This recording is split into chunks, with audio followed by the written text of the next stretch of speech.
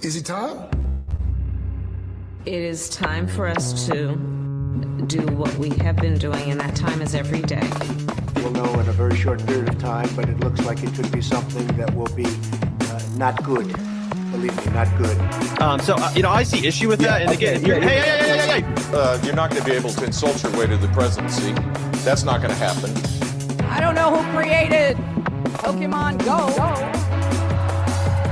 but I'm trying to figure out how we get them to have Pokemon go to the polls. I'm Ted Cruz, and my pronoun is kiss my ass. So when you think about it, there is great significance to the passage of time in terms of what we need to do to lay these wires, what we need to do to create these jobs.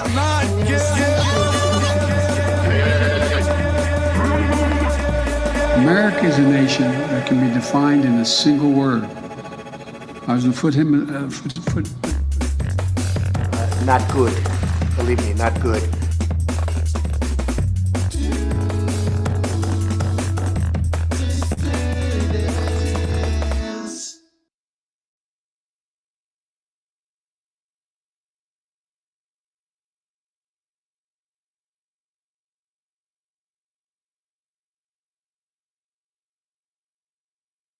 There it is. Hello, dissidents. Welcome, one and all, to a Thursday midday edition of the Do Dissidents podcast. My name is Keaton Weiss, here with Russell Davila, of course. Hello. You Hey. kicked it old school with the intro there. Yeah, I kicked it old school with the intro. I was in the mood for some acid jazz today, and you were... Yeah, I kept that on to keep track of the time. Yeah. Those were some banging tracks, man. So some cool grooves right there. Yeah, you were struggling to sit down in time, and I must have hit something on my microphone and muted myself by accident. But hey, we made it. We made it. So thanks everybody very much for being here today. Appreciate you all. We got a great crowd in here. Start things off. 625 in the YouTube chat. 229 over on Rumble. It's a great day to be a New Yorker. New York Knicks prevailed over the San Antonio Spurs. Yeah. I meant to look that up. 1-0 lead in the finals. Great back and forth game. Both teams had big leads and then blew them, and then Knicks went on a run right at the end. So congratulations to Virtuoso and all the Knicks fans in the dissident community. Congratulations. Yeah. So as you can see, Russ is thrilled about it. And we just can't contain ourselves today. No, I'm just thinking about if I got all the slides in for our special segment. Asians are destroying the country that we were going to do today. Yeah. Right. Oh, that's what we forgot. That's what we forgot to do. We're thinking to ourselves, it's a slow news day. We must be forgetting something. Yeah. And that's it. Yeah. That's it. We were going to do like 20 minutes of Asian hate. Yeah. Exactly. Yeah. Exactly. Yeah, well, we have a longtime viewer with 7 burner accounts arguing with themselves, reinforcing their points. How exactly bad Asians are. Yeah, exactly. Well, hey, we were going to play this as the cold open, but obviously I muted my mic by accident. So let's take a look at this. Donald Trump very proud of the reflecting pool. Done. You're getting a first glimpse, but that's your size compared. So those are compared to. Those are among the tallest buildings in the world, including the Empire State Building, World Trade Center, Sears Tower, Chicago. Mm-hmm. So if you lay it on its side, you'd take 2 or 3 of them to fill it in, because the width is almost 200 feet wide. See, the pool has tremendous girth, not just length. It's got tremendous girth. Girth, you might say, is even more important than length. There are a lot of people who say that, which, it's understandable when you think about it. I always said about the World Trade Center, they may have been tall, but they lacked girth. My building, 40 Wall Street, had tremendous girth. Not as tall, very girthy. Probably would have survived that day if they had hit 40 Wall Street instead of the World Trade Center. It's because 40 Wall Street, girthy, reflecting pool, girthy. Tallest buildings in America, tall, narrow, gets half the job done, but only half. Look at this reflecting pool. Of course, if you take, 3rd grade math, I think they teach you that, the y-axis has to represent, the same thing, and the x-axis has to represent the same thing. So obviously, the flaw in what he's talking about here is that when you're talking about a pool, you're talking about a hole in the ground with water in it. When you're talking about a building, you're talking about a piece of architecture built from the ground extending into the sky, much more complicated. than filling a hole in the ground with water. But he actually made a staffer do this graph. He actually had somebody do this mock-up here. Let's show just how big the reflecting pool is. What can we do to show that the reflecting pool is more impressive than the Freedom Tower? What can we do? Let's have a graph where we show that it's bigger. You see, it's 2,000 feet. The World Trade Center, 1,776 feet. Very proud of it. I had a guy the other day. He was telling me, the Burj Khalifa, it's a very tall building. I tell him, you know how long the Grand Canyon is? Yeah. He couldn't believe it. Couldn't believe it. That shut him up right away. You know, they say the Fountain of Youth is beautiful. They say the fountains in Rome are beautiful. I say, you ever see Niagara Falls? That's water, too. It's much bigger water. That's water. Much bigger water than the Roman fountains. It's unbelievable. People say they never saw anything like it. Yeah, exactly. Never seen anything like it. So good for him. Very proud. Great things are happening. You know, that's a nice thing to have to show people when they complain about gas prices being too high. You could just make them understand. That's hey, it. Listen, you can't have everything. You can't have everything. Look at the size of this reflecting pool. Now, is he building out the reflecting pool? What does it say? Lincoln reflecting pool. Wasn't the reflecting pool? It was already there, right? It's already there. What was it? They were going to make it blue or something. They're making it blue. The impression I had. They're making it blue. It was dirty under Barack Hussein Obama. It had, frogs and lily pads and snakes. Yeah. Alligators. I didn't see any of that when I was there. But okay. I mean, if they put some alligators in there, they can convert the Lincoln Memorial into an ice facility. Yeah, boom, there you go. They're losing the one in Florida. Yeah. You could have a second alligator Alcatraz suite. That's right. That's right. So there you go. That's something to be proud of as we are 1 month away from the July 4th holiday and only 10 days away from the Freedom 250 UFC fight, which we're going to be talking about as the show progresses. So I'm excited. Yes. If there's one thing, us New York Jews love, it's UFC fights, and it's very important. Scored that they my cater to our tickets. taste. Yeah, right. Exactly. Well, that's why, you're not allowed to be a part of it if you criticize Israel because, the target demo there for UFC fights are, witty, self-deprecating, cynical Jewish New Yorkers. We love UFC fights. And so, we're all about it.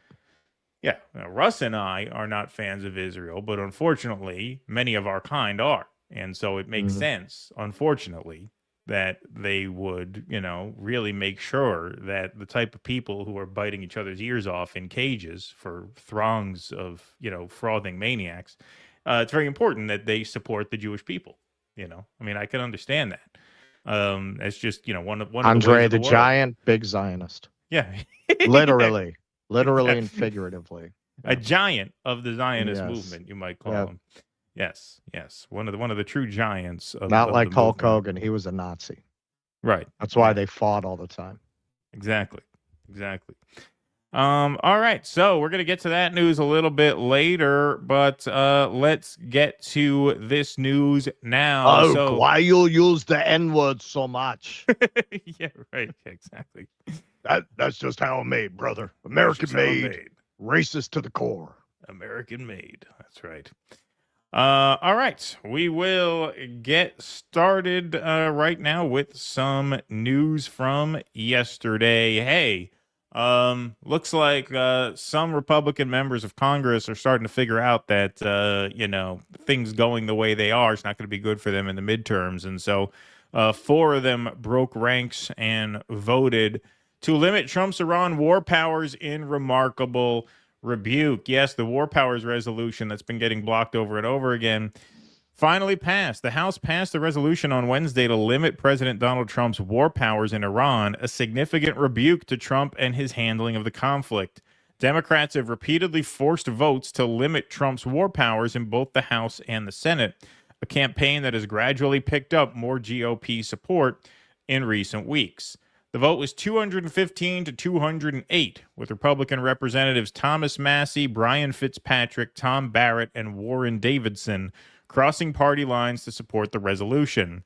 I think the people are frustrated, certainly, Barrett said when asked about the pain his constituents felt stemming from the war. Massey, a Kentucky Republican, has long criticized Trump for waging war in Iran, without congressional authorization. He said after Wednesday's vote, people are tired of this. They're tired of $5 a gallon gas and $6 a gallon diesel and fertilizer we can't afford to put on our fields in Kentucky. He said the War Powers vote, quote, sends a good message that the people's house, which represents the people, is tired of this war. Fitzpatrick defended his vote as following the law. There's a law on the books, the Pennsylvania Republican said, pointing to the War Powers Act. I don't see what's complicated about it. Bring it to Congress, debate it on the merits, and have this vote.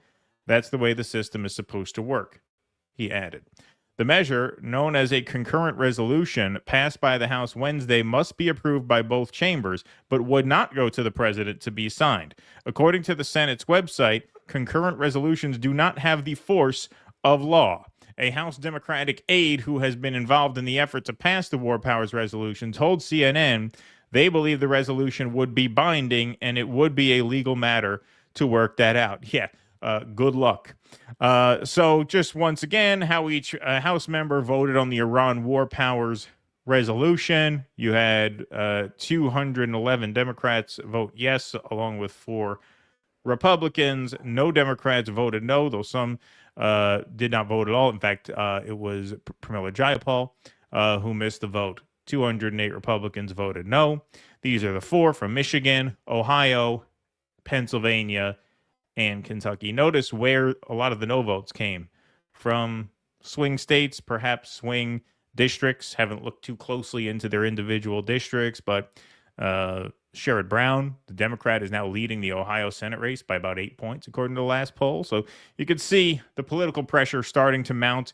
You even had some paragons of courage sit the vote out, including Nancy Mace. That really stands out to you. Nancy Mace, who Trump declined to endorse both in her congressional run and in her governor's run. In fact, he endorsed her opponent, but she still can't bring herself to vote against him. She just doesn't vote at all. Andy Ogle, same thing. Ralph Norman, same thing. Pramila Jayapal, I'm assuming she was out of town or something. Can't imagine she would not vote for it if she could. But Eric Doherty is very upset about this. Holy smokes. Holy smokes. The U.S. House has just passed an anti-Trump Iran War Powers resolution to rein in military action. Cheers erupt to aid the Iranian regime on the House floor. Utter betrayal. Yeah, no, that's not a talking point. Republican yays Massey, Fitzpatrick, Barrett, and Davidson. Good thing this won't matter, as Trump does not view the War Powers Act as constitutional, even if it passed all the way. It's a good thing our president doesn't care about the Constitution or the law. Good thing we have a big, strong man in the White House who doesn't pay attention to these things at all. Here is the ratification of the vote, by the way.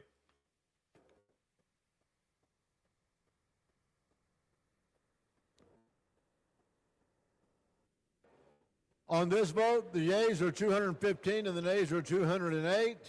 The concurrent resolution is adopted. Listen to those cheers for the Iranian regime. It's a great day for the Iranian regime. That's right. How is Fox News coping with this? Breaking: Congress just voted to end the Iranian war. 4 Republicans betrayed the party. House just passed a War Powers resolution to end the war in Iran. The final vote, 215-208, with 4 Republicans breaking rank, including Thomas Massey, who just lost his re-election bid. The vote would mean the president would have to seek out congressional approval for... Thanks to you idiots. Thanks to our stupid viewership, just lost his re-election. Any future military action. The bill now is going to be voted on in the Senate, so we'll see what happens there. Even if it does pass out of the Senate, Trump will just veto it, so more symbolic. Apparently in other not. news, someone might have to clean up his cave because someone's coming over for dinner. The people we're dealing with, we know they're the people that are leading the country right now. Is it the gay Ayatollah? He's involved, absolutely. Really? Yeah, I think they have a lot of respect for him. Would you like to meet him or meet any of the Iranians in person? I've never thought of it, actually. It's a very good question. I'll think of it. Yeah, I'd like to meet him. I'd like to meet everybody. I'd like to meet him. We probably will meet at some point. Like how they even spin that as, guess who's coming to dinner? The gay Ayatollah. Trump's like, yeah, I'll meet him. Yeah, I'll meet him. Hopefully we get along very well. That would be amazing if he hit it off with the Ayatollah the way he hits it off with like Mamdani after all that. Imagine Mark Levin. Imagine Mark Levin reacting to a smiley photo op with the new gay Ayatollah. We have leftover from, if you remember, there was a big party Biden had with the trans on the lawn. We have a lot of glitter left over. We have glow sticks. We're going to bust out the old floats. Yeah, we're going to bust out the old floats from the trans event and bust it out for the gay Ayatollah.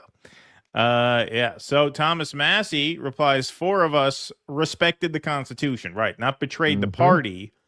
That's how communists talk. Right? That's how you would talk if you were in China under a dictatorship. You betrayed the party. People are so anti-authoritarian, anti-totalitarian. You have done wrong by the party. Yes. It's a stain. Go read the Constitution, Jesse Waters. Article 1, Section 8 specifically. Yes, of course. The Congress shall have power to declare war, grant letters of marque and reprisal, and make rules concerning captures on land and water. It was a long time ago. It was written a long time ago. Mark Levin, War Powers Act vote, performative vote in the House. The House is trying to use the unconstitutional War Powers Act to end the war against Iran. The Democrats and 4 Republicans voted for it, so it just passed in the House. It might pass in the Senate, but it does not matter. POTUS would veto it, and Congress does not have 2/3 majority to override the veto. The Democrats know this, as do the rogue Republicans who join them. It's performative. Robert Barnes says Trump vetoing the War Powers Resolution Act is constitutionally irrelevant since only Congress can declare war, and the rejection of war in the context of Iran makes any further military action by Trump against Iran an unconstitutional and impeachable act. Yes, that is one legal theory. Again, best of luck with that in this system given this court. But of course, when they say it's performative, they're not entirely wrong. This is the Republicans, at least 4 of them, having the foresight to get as far out in front of this as they feel they can, with about another half dozen, don't forget, either not voting or voting present. They were sort of hiding behind an absentee status there. But this is a story that's been kicking around the news the past week, and you don't have to have read this headline to understand that gas prices are going up. They are going up significantly. Plunging global oil supplies threaten to push fuel prices even higher. That's right. Chevron CEO Mike Wirth and Exxon Senior Vice President Neil Chapman warned last week that oil companies and countries, including the U.S., have run down reserves they tapped after the war began on February 28th, meaning further price increases are likely. We're approaching unheard of inventory levels. Once you get to that point, then you'll see price shoot up, Chapman said at a conference held by Bernstein Research in New York on Thursday. So once again, for as tumultuous as this has all been so far, this really is the calm before the storm. Oh, yeah. This is just the prologue, okay?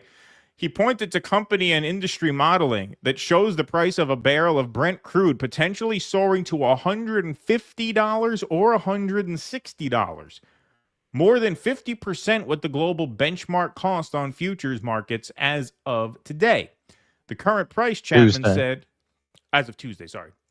The current price, Chapman said, has really been mitigated by running down inventories. It can't last forever. So here you are at $96 a barrel as of the publication of that article, which was 2 days ago. You see where you were at on the eve of the war, about $70 a barrel. Shot up significantly since then with some fluctuations. What they're saying is it can get up to 150 or 160, which would literally be off the charts as of this chart. Right. Okay. So it could be almost double what it is now.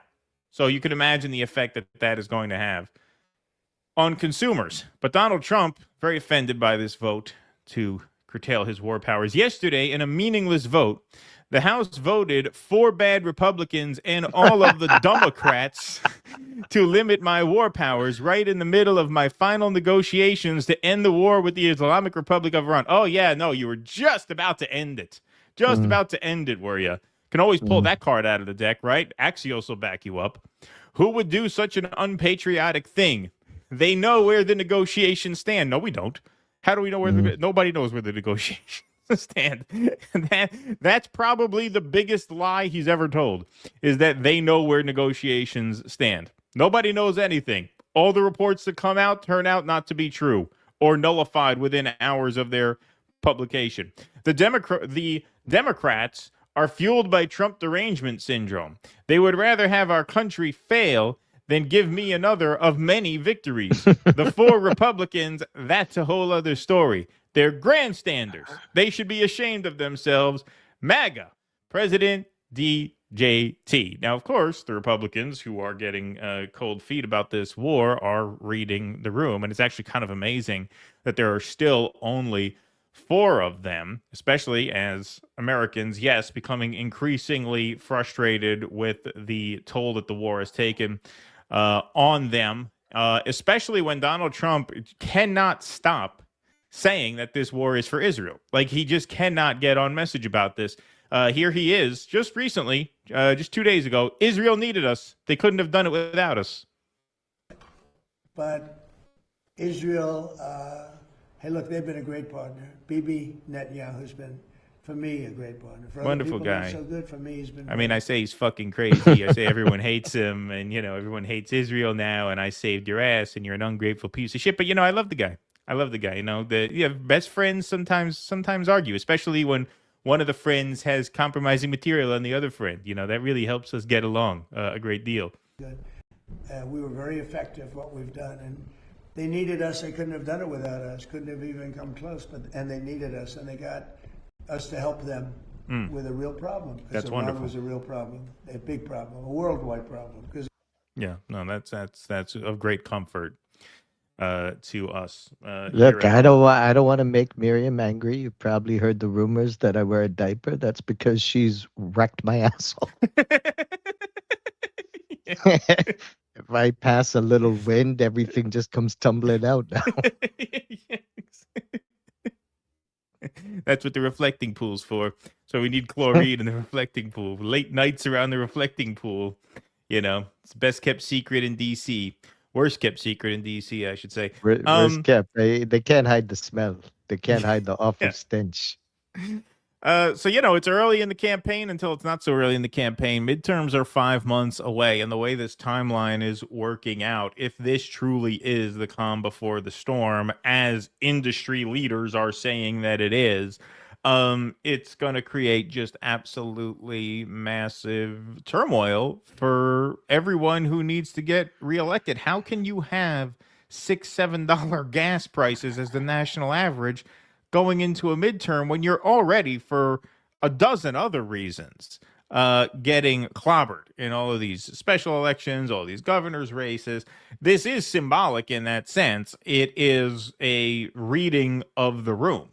And, the fact that this war powers resolution passed before the midterms is a real indicator of public sentiment and where these politicians see public sentiment going, because this was something that you kind of expected wouldn't happen before November. You kind of expected they would, at the end of the day, hold the line or figure out a way to block the vote. But the fact that this passed 5 months before November is a real indication of how this is going, and no amount of spin is going to convince the public otherwise.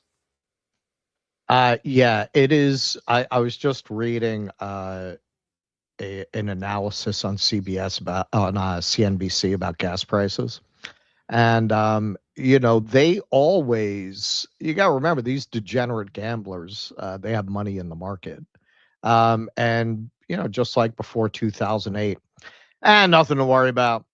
This is why I think you'll see $50 gas before you see $150 gas. Right. And it's this kind of happy talk that keeps people pouring money in, man. Anybody could be wrong. It's very hard to predict those things. I got out of the market months ago. As soon as this happened, as soon as we went into Iraq, within a week. And I don't normally do that. Like, normally that's a bad idea. Maybe it'll turn out to be a bad idea. Russell's not a panicking. I'm not a panicking, but I look, man, there's just too many plates in the air. And there's just no way out of this. There's what path would Trump chart out of this, given the interests at play here. Israel is not going to allow peace with Iran. They're simply not going to allow it. So once you understand that, well, this is going to hit the wall. We are going to go to that $150, $160 gas. It is going to wreck the world economy. You are right on the precipice of that happening. You're within a couple of months of a total collapse of the global economy around oil. And it is just amazing. I think because the market has been so relentlessly up in its trajectory, people just can't imagine it going down. Very much like the 20s, right? It was up and up and up and up and up. So very few people saw it going down. You know, sees it going down. Warren Buffett, he's liquidated a lot of his holdings. Big players see it going down, and as usual, retail will be left holding the bag because they read some guy in CNBC who told them, "Don't worry, it'll be fine." Right. It'll be fine. Yeah, there's no way this is fine. They could end this tomorrow, and your oil prices are still going to explode. It's too late.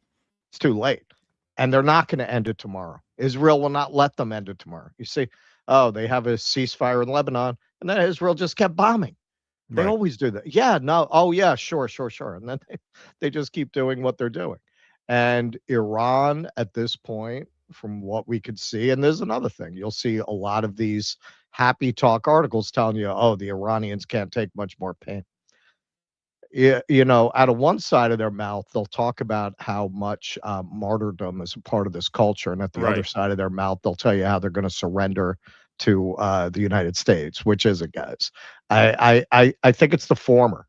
I think they have decided it's now or never.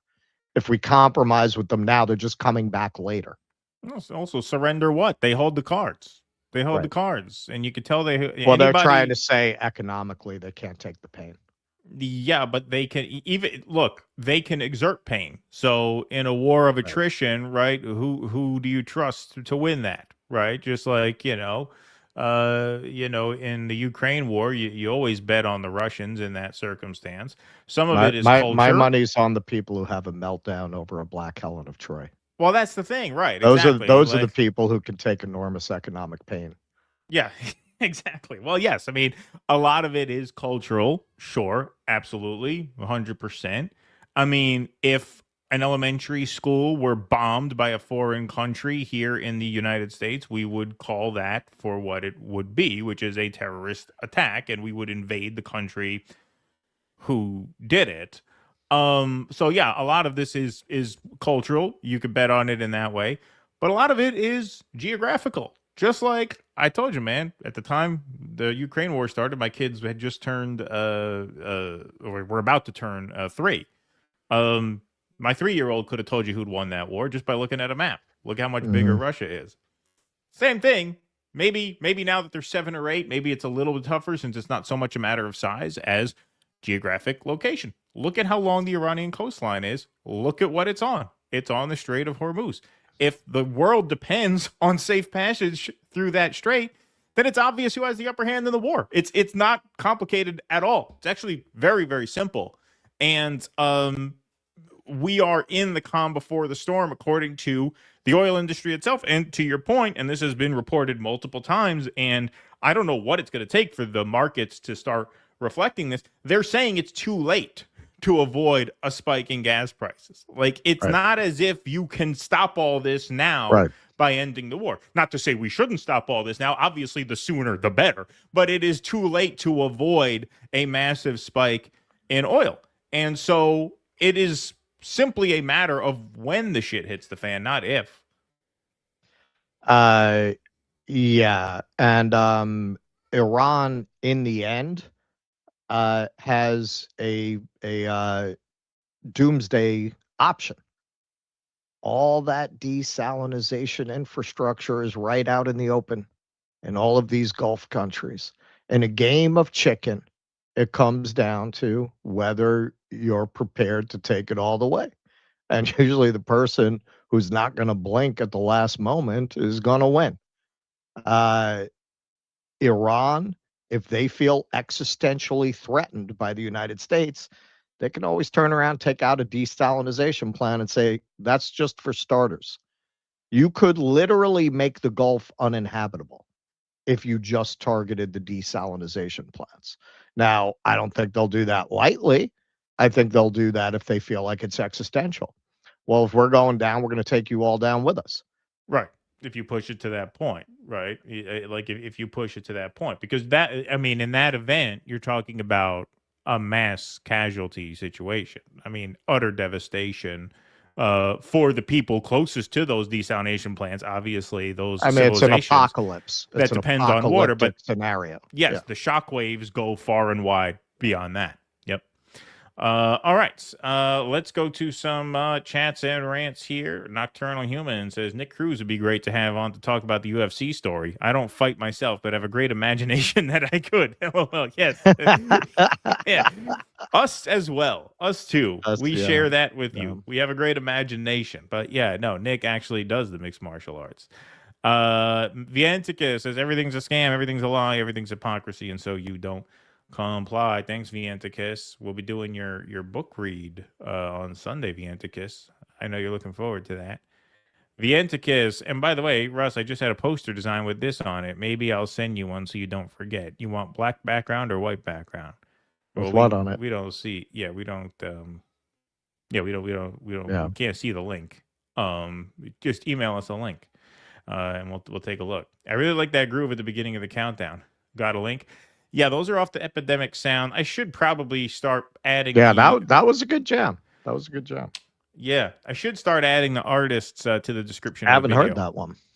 Well, it's because it's got the old intro on it, so I haven't played it in a while. But I was in the mood for that music. Yeah, for sure. So, by the way, speaking of music, I think I have my 1997 list ready for the Shuffle Pod already, so I'll have that on Tuesday to premiere after the show. We're going to start trying to stick to a tradition where I premiere my music videos on Tuesdays after the show, and Russ premieres his travel videos on Thursdays after the show. So you guys get a little post-game fun. Eric Rousseau says, do you feel like the fight scene from They Live when talking news and politics with most people put on the damn glasses? You know, I got to tell you, I would say the only way in which my life has become, in which my lifestyle has become healthier as a result of doing this show, is that I don't fight with people online about politics anymore because I do this instead. Because you feel like you want me to fight with you, pay me, bitch. Right. This is my outlet. Now I do this, and this is what I have to say. And you can listen if you want, and you can like it if you want, or you can not like it if you want. But now that I do this, I don't spend time arguing with people anymore. Ever. I mean, I pretty much already hit that once I realized that there's no point to it. They can't change anybody's mind that way. And also, like, when I was really a sweet summer child in the 2015, 2016 days, I honestly had not realized there was such a rift between me and people around me that I thought had the same politics. I didn't understand the difference between left and liberal. Like, I didn't realize there was this enormous gulf. So a lot of my fighting was figuring that out. Once I figured it out, like, what are you going to fight with them for? Exactly. Right. Yeah, no, that all came to a head during that campaign. And now everybody knows how different they are from each other. And who came out on top? The fascists. Surprise, surprise. Yeah. Look who won. They won. Yeah. So it's all for a good cause. The octagon should really be a pentagon. It will require blood sacrifices. That's right. Mr. Measy, hello. I love you both. I haven't missed a show in a long time, and I look forward to tuning in every time you go live. But thank you for being awesome and bringing based perspectives. Well, thank you, Mr. Measy. Appreciate that very much. Vienticus, gotta love those technical difficulty starts. Instructions unclear. Dick caught in ceiling fan. Yeah, it wasn't the system's fault this time. My thumb must have hit the mute button on my microphone. Let's see here. That was the best start you ever had. LOL. Ha, good one. Abiding, Chapter 1, Nickel Empire. Listen, you think Corn Pop woke up one morning in 1962 with a rusted razor and bad attitude? Back up. You got to know the origin story, Jack. Thank you, Abiding. Oh, George says, Vienticus, you have a problem with that too? I can't use ceiling fans anymore. Never learned. Thank you, O George. Eric Rousseau, it took NYC to elect a commie Muslim mayor for the Knicks to finally win. Capitalism has failed the Knicks. That's right. Yeah. That's right. Yeah. That's It's a good Mamdani point. charm. Yeah. It's that Mamdani charm. That's right. Kenman G, studies show that Asians excel at everything except driving. Thank you, Kenman. I have a problem with everything, O George. Well, that's why they're so far ahead in robo-taxis. That's right. They need They're them. solving that problem. Right. Where there's a need, there's an urgency. I have a problem with everything, O George. Now shut the fuck up and buy my T-shirts. Vianticus is hawking T-shirts over here. All right. Abiding says, I ran the Wilmington numbers at 11. A 4'6" kingpin holding the third ward's nickel in my socks. No pencil, just pure street math. Cops couldn't touch me. Big Frankie couldn't catch me. You should really write a memoir, a corn pop memoir, Abiding. That could do very well. That could do very well. You could even use AI, make it a video series, and put AI to good use for a change, right? Gay Ayatollah, isn't that a B-52 song? Huh? Good one. All right, we're going to move right on along here. What we got coming up here? Some CBS news? We have some CBS news here. Barry Weiss speaks on Scott Pelley's firing. That's the path he chose. Let's see what Scott Pelley's statement was. There has never been anything in America like 60 Minutes. The Sunday tradition is the most successful program of any kind in history. For more than a decade, its innovative growth on every major online platform has extended its reach to countless millions around the world. This spring, at the end of our 58th season, 60 Minutes grew rapidly with an unheard of 9% jump in viewers on CBS. 60 has been the #1 program in America for decades because our beloved audience finds integrity, quality, and humanity in our stories. When stewardship of the program passed to my colleagues and me, our responsibility was to expand energetically into a new age of media technology while preserving the values our audience expects. Now the new owner of our network is casting this legend aside, apparently to curry a moment of favor with the Trump administration.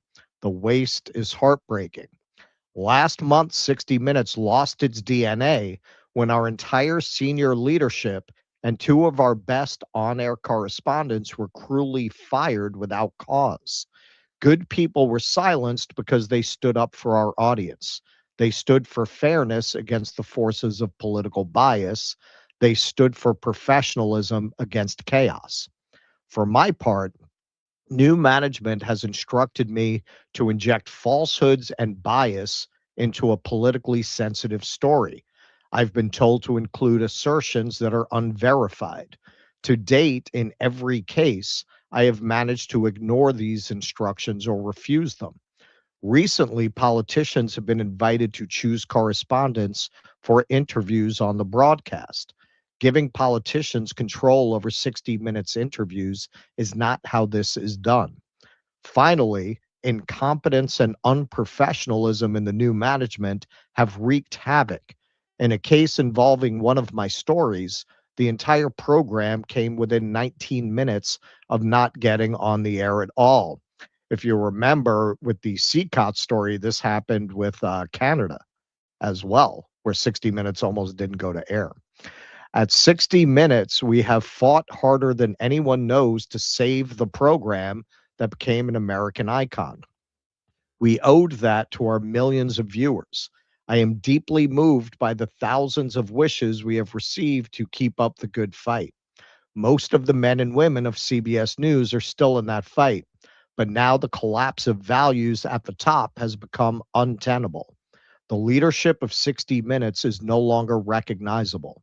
The principles I hold dear are gone, and so I must leave as well. So he's been there since 1989, Kelly. So here's what she had to say about this. Barry Weiss, the CBS News editor-in-chief, told her newsroom on Wednesday morning that the network fired the 60 Minutes correspondent Scott Pelley because a foundation of trust had been broken after he assailed CBS leadership. Quote, I'm only interested in working in a newsroom that does not notice that I'm a completely unqualified fucking idiot. I shouldn't say that. That is built on trust and mutual respect. We cannot do our work without it, Ms. Weiss said on a 9 a.m. editorial call, according to a recording that was obtained by the New York Times. That foundation was broken on Monday, she continued, referring to the explosive 60-minute staff meeting where Mr. Pelly said that Ms. Weiss was murdering 60 Minutes and asserted that Nick Bilton, the tech journalist hired to run the show, would never be welcome.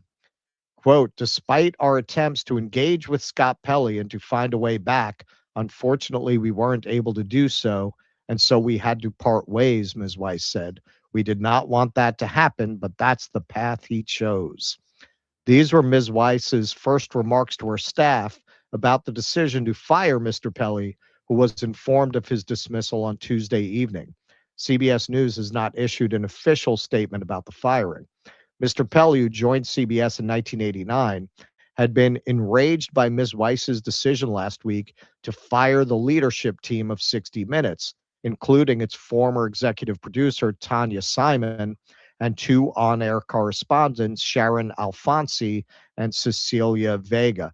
If I recall correctly, Alfonsi was actually the one who put together the CCOT story. At the Monday staff meeting, which Ms. Weiss did not attend, Mr. Pelly said that Ms. Weiss had been brought in to kill the long-running Sunday program, and she's been doing exactly that. He told Mr. Bilton, who has never worked in broadcast news, that he had slender qualifications for this job. Well, fair enough. So Pelly actually responded to Weiss's comments. I'm saddened to see the transcript of the CBS News morning editorial meeting. Barry Weiss knows what she said is not true. In the meeting on Tuesday, in which I was effectively fired, there was no effort of any kind to find a way back, as Weiss said in the editorial meeting. At no point did anyone in the Tuesday meeting suggest that there could be steps taken by either side that would lead to a resolution. Weiss and Tom Sabrowski were openly hostile from the start. Firing was raised by Sabrowski in the first 15 seconds. No CBS executive at any time suggested a way back. To say so now is disingenuous, and they know it. In fact, Weiss, Sabrowski, and Nick Bilton refused to answer my questions. I asked Weiss a number of questions about why she fired the entire senior staff of 60 Minutes a few days before and without cause. I'm not answering that question, she said. I asked why she did not come to 60 Minutes office to explain her actions. I'm not answering that question. Why did she fire 60 Minutes executive producer Tanya Simon? I'm not answering that question. Why fire correspondent Cecilia Vega? I'm not answering that question. Why fire correspondent Sharon Alfonsi? I'm not answering that question. Throughout the meeting, the CBS executives were abrupt, dismissive, and uninterested in dialogue. Suddenly, and to my surprise, Sabrowski declared, "This conversation is over." Why, I asked. I'm happy to answer your questions. This conversation is over, Sabrowski repeated, raising his voice and standing to show me the door. I'm happy to keep talking, I added. No constructive dialogue was allowed by the CBS executives at any point. I was stonewalled for about 10 minutes, and then for no apparent reason, this conversation is over. I am pained that the staff of CBS News was misled in the Wednesday morning conference call. These executives cannot gain the trust of the staff with lies. This is antithetical to everything we stand for and reveals contempt for what journalists do. So now this is the letter from the new head of 60 Minutes. I forget his name off the top of my head. It's mentioned in the story, though. Dear Mr. Pelly, I meant what I said in my letter last week to the 60 Minutes team. Joining 60 Minutes is the honor of my career, and I am grateful to be working alongside the people who have contributed to the most important television journalism brand this country has ever produced. While I'm new to 60 Minutes, I've devoted my career to investigative journalism and storytelling. He was the tech reporter, this guy. I started this job excited to collaborate and to benefit from the wisdom and experience of the 60 Minutes veterans, with you among them. For that reason, one of the first things I did in my new role was call you to talk and invite you to dinner. It is a profound disappointment that you rejected that overture and chose ambush instead. Pelly denies he was invited to dinner. Yesterday, you hijacked my first meeting with staff to disparage me, my qualifications, and my intentions with remarkable incivility and contempt. I welcome a diversity of viewpoints and respectful debate among the team. Oh, sure you do. But this was nothing of the sort. Yesterday's performative display of hostility enacted in front of the staff instead of a civil, private conversation demonstrated that you have no interest in contributing to the future success of the show or approaching my new tenure with a mind open to collaboration and progress. I am here to deliver first-in-class news programming, not to make headlines about newsroom drama. I am eager to work alongside those who share this goal. Despite yesterday's misconduct, I had hoped that in sitting down with you today, we could find a path forward. You made clear that you are not interested in such a path. Your antipathy to the future of the show has come through loud and clear, and I have heard you. I therefore write on behalf of CBS News, Inc. to inform you that your employment with CBS is terminated for cause effective immediately. Enclosed is your formal termination letter. Nick Bilton is his name. Okay, so this was very typical of a lot of the ex-peasants and bots. Pelly seems to think a constructive conversation is one where you dominate and demand answers from your boss to satisfy your own ego in front of your colleagues. Welcome to the real world where that act never plays. Now that right there is the peasant mind, man. That is amazing that they all go right to you have to bow down to the boss, man. Like, this is really a broken working class. Like, some of them are bots, some of this is bullshit, but a lot of it isn't. A lot of these are actual working people whose minds have been broken to the point that they hear a worker speaking against authority, and you should never do that. That's wrong, and you deserve what you get if you speak out against authority. Yeah. That is very sad. Very There's one sad. thing Equality 72521 knows about. It's the real world. It's the real world, yes. Well, if there's anything you're going to learn about on X, Yeah. it's the real world. It's reality, right? But somebody with even darker intentions, who knows, man? I mean, I've never heard of Schellenberger going to the island. I don't know, man. I don't know. I don't know. Some people say, well, he was always a grifter. I don't really buy that, man. I interviewed him a little bit at the Douchebag Dialogues, and he was actually willing to say on camera, he was actually willing to reprimand the fact that the conference was so anti-protester and so pro-Israel. And he's gotten much, much worse since then. I don't know. It's very strange. It's very strange. Does he need the money that bad? Does he have a gambling problem? He shooting something in his arm? I don't get it. I really don't get it. Like, he was a pretty successful journalist. Like, why do you have to degrade yourself like this? The idea that Schellenberger is this regarded, I reject that out of hand. He's a smart guy, man. I can't believe he believes the shit that he's writing.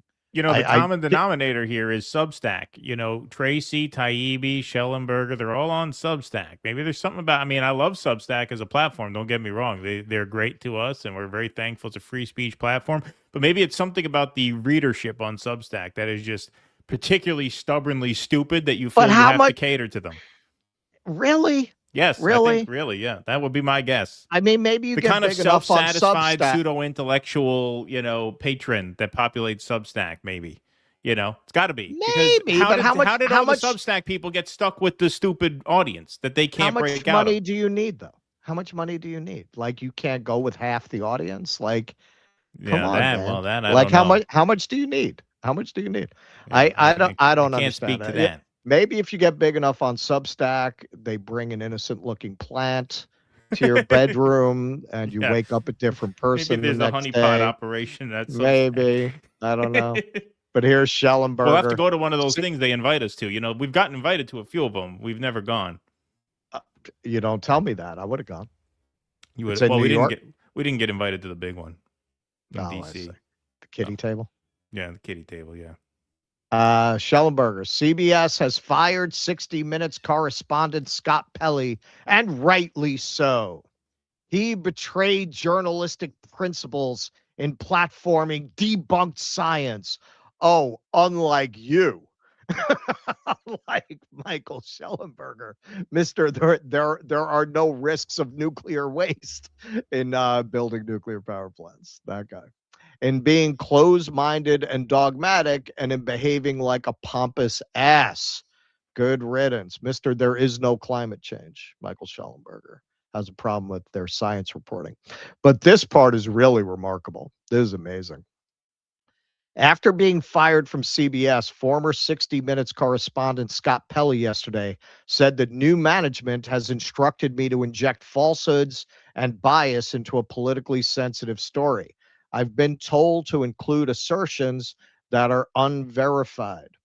Those are remarkable claims for which Pelley presented no evidence. Indeed, it would be extraordinary for CBS to demand such things of a correspondent, either verbally or in writing, given the reputational risk to the network. A more likely explanation is that Pelley disagreed with someone at CBS and then declared a difference of opinion to be a demand to lie. Support for this interpretation comes from the fact that he claimed Tuesday that CBS's new management, led by Barry Weiss, was trying to kill 60 Minutes, something for which he also did not provide evidence other than everything they've done, other than that. Moreover, the accusation makes no sense. CBS editor-in-chief Barry Weiss took the job to rebuild CBS News, not to wreck it. And a ruined 60 Minutes would hurt her. Paramount's owners did not pay billions for the network to burn its best asset for spite. So the simpler reading is that Paley is the one stretching the truth. That is just an amazing, and that's part of a longer thing. He goes on. This is amazing, the way these people have to twist themselves into a pretzel in order to avoid the word Israel in every analysis, right? Like, yeah, no, the largest donor to the IDF bought the network at a time when the prime minister, the criminal prime minister of that country, is screaming about how media is the eighth front in their war.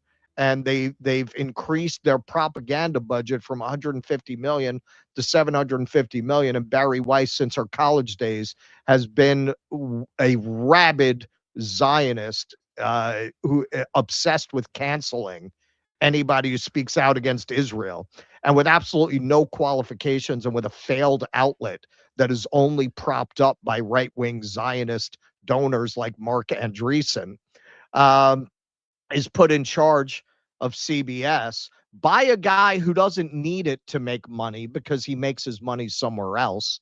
There's a common denominator with all of these oligarch takeovers of these money-losing media outlets like the Washington Post with Bezos. He was kind of the pioneer. And then Elon with X. It's a cost of doing business for them. And in the case of Ellison, who has described Israel as his country, it's worth it to burn down CBS in order to avoid any negative reporting on Zionism. This is why I say Schellenberger understands what he's doing. So why did he turn into this? I don't know. I used to say this when I did theater, and I would say this about this job. I've never really done a job for very long that didn't require passion, because I pursue my passions. I'm not somebody who can just kind of like get up day to day and just go to work. I'd rather honestly be in the ground than to live like that.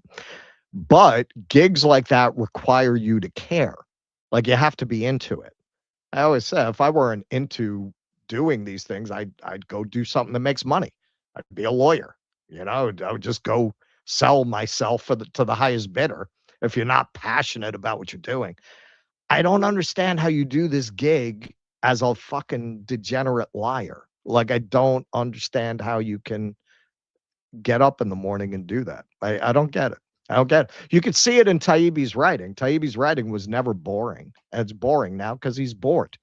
Yeah. Well, here, I mean, if I had to venture a guess, I mean, this is honestly my guess. I think some of it is audience capture, but I think a lot of it, especially in Taibbi's case, who is a particularly like nice person and like non-confrontational person, I think, you know, these guys hitch their wagon to the star of the MAGA movement with some trepidation, with some understanding that this could really turn out badly.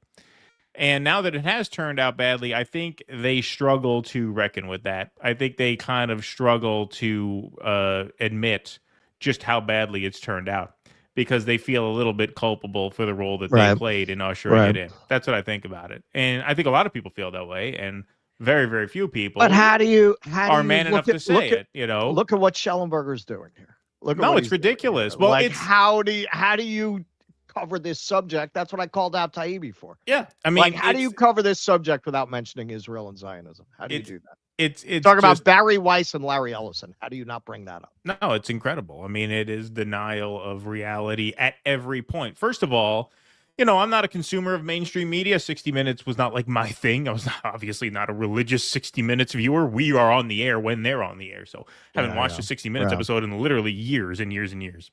Well, and we tend not to clip it because we can't. Because of copyright. Yeah, exactly. Yeah. So I'm not a 60-minute fan here. But as mainstream media programs go, they were actually among the more credible ones. Right. Sure. Now, huge asterisk there as mainstream media programs go, right? Not singing their praises, but they didn't have this like what problem did 60 Minutes have that needed cleaning up? What do they have a moment of silence time for when the George news Floyd industry once is and you didn't like dying? that? You're offended by that? Yeah. Yeah, exactly. At a time They were when growing. It's dying. They were growing. Exactly. So like I obviously don't there's really no know. business reason for this. It's No. ideological. Well, what Pelly said there is absolutely true. Which is, you know, she was brought in to kill it. She's there to hold the place of someone who might do a better job. Right. The design is to sacrifice it, right? Right.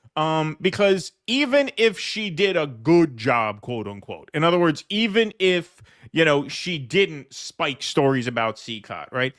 Still, the very fact that she is there all but guarantees that she herself is going to be the story as it pertains to 60 Minutes. She is the kind of personality that is inevitably going to inject herself into the content such that every 60 Minutes story that comes out is going to have this big asterisk hanging over it, which is Barry Weiss. So it's never going to be the thing that it was designed to be, which is this long-standing sort of straight down the middle news show that does a deep dive on a topic every week. It was never going to be that with her at the helm. You knew that going in, even if she didn't totally destroy it.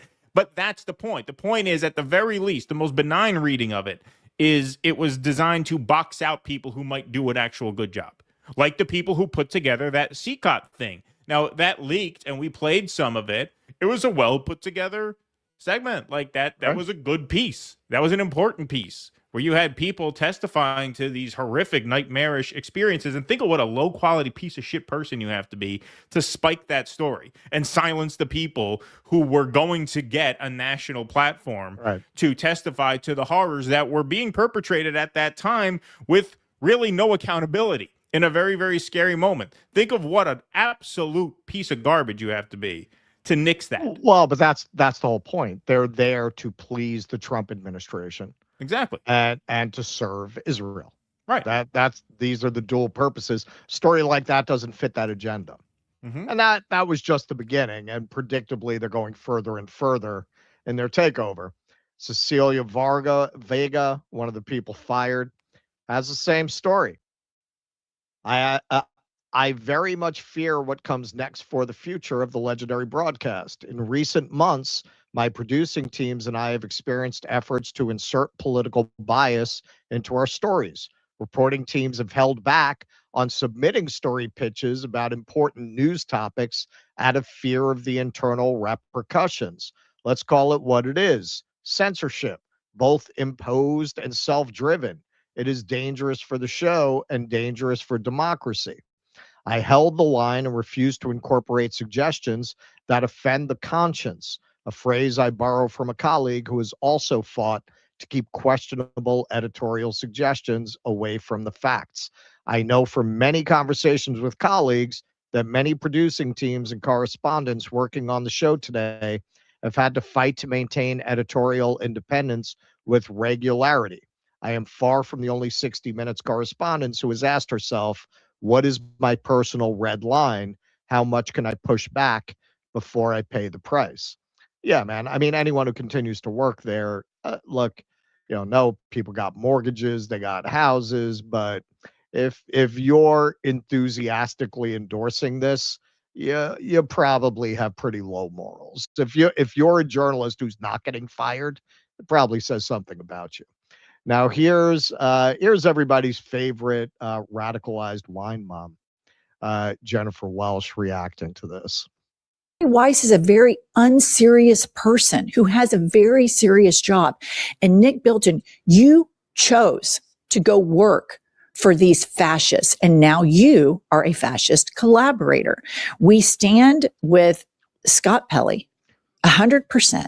And everyday Americans look to his courage and his strength and do not fall for this jet stream of bullshit letter by Nick Bilton, sanctimoniously lecturing Americans about journalism when he goes to work for the network, CBS, that is committing suicide every single day. And here is our job: boycott every fucking thing on CBS News from the morning all the way through to the evening. These are the same people that fired Stephen Colbert because Trump got his feelings hurt by a comedian. These people are the biggest bunch of pussies that masquerade with these grandstanding letters like they're such badasses. These people don't care about the truth. They don't care about journalism. They don't care about the Constitution. They don't care about a free press. It's just absolutely devastating what these oligarchs have done to our country. And then you get these people that go and join them. But Scott Pelley showed us the way by standing up and fighting these people tooth and nail. All right. I'm going to take some credit for making the F-bomb mainstream. I think we were the first ones to regularly drop it. Now everyone's doing it. Yeah. For Variety, 60 Minutes legend Steve Kroft says the news program has become disastrous under CBS News boss Barry Weiss. Quote, "It's the highest rated news program on television, and it has been that way for more than 50 years. The audience was up about 9% last year. Why would you mess with that?" Exactly.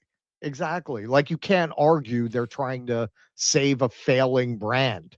It's the most successful brand in news. Exactly. Why would you mess with it? Obviously, it's not a business decision. It's an ideological decision. They'd rather lose money than have 60 Minutes do what it was doing, straight investigative journalism. Adam Johnson, it's clear Weiss made it explicit 60 Minutes would lose whatever pretense of journalistic independence it had, and Pelley couldn't stomach this level of humiliation. They paid for the brand, not the people. Look forward to 700 investigative segments about Hamas sleeper cells at Columbia. Exactly. Bill Madden. By firing Scott Pelley, editor-in-chief of CBS News, Barry Weiss has single-handedly destroyed the most brilliant investigative news magazine in network history, 60 Minutes. Weiss exemplifies everything MAGA is about: ego, incompetence, and blithering idiocy. Yep. And how has CBS handled this on the air? By praising Pelley. CBS Evening News anchor Tony Dokapil, and botched circumcision victim, paid tribute to Scott Pelley after the former 60 Minutes correspondent was fired. He believed freedom of the press, to quote James Madison, was the right that guaranteed all the others. And the stakes are always that high, and that if you'd made it to CBS News, you were among the best in the world. He worked every day to live up to that standard. So why is he fired then? Why is he fired? They did the same thing on the morning news. They praised him. Okay, Maybe he so turned why, down the so adult why is he circumcision. fired? He turned that could be what got him thrown out.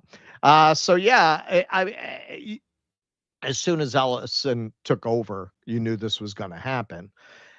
And yeah, who was the audience for, and this isn't really to disparage 60 Minutes, but who was still watching corporate media?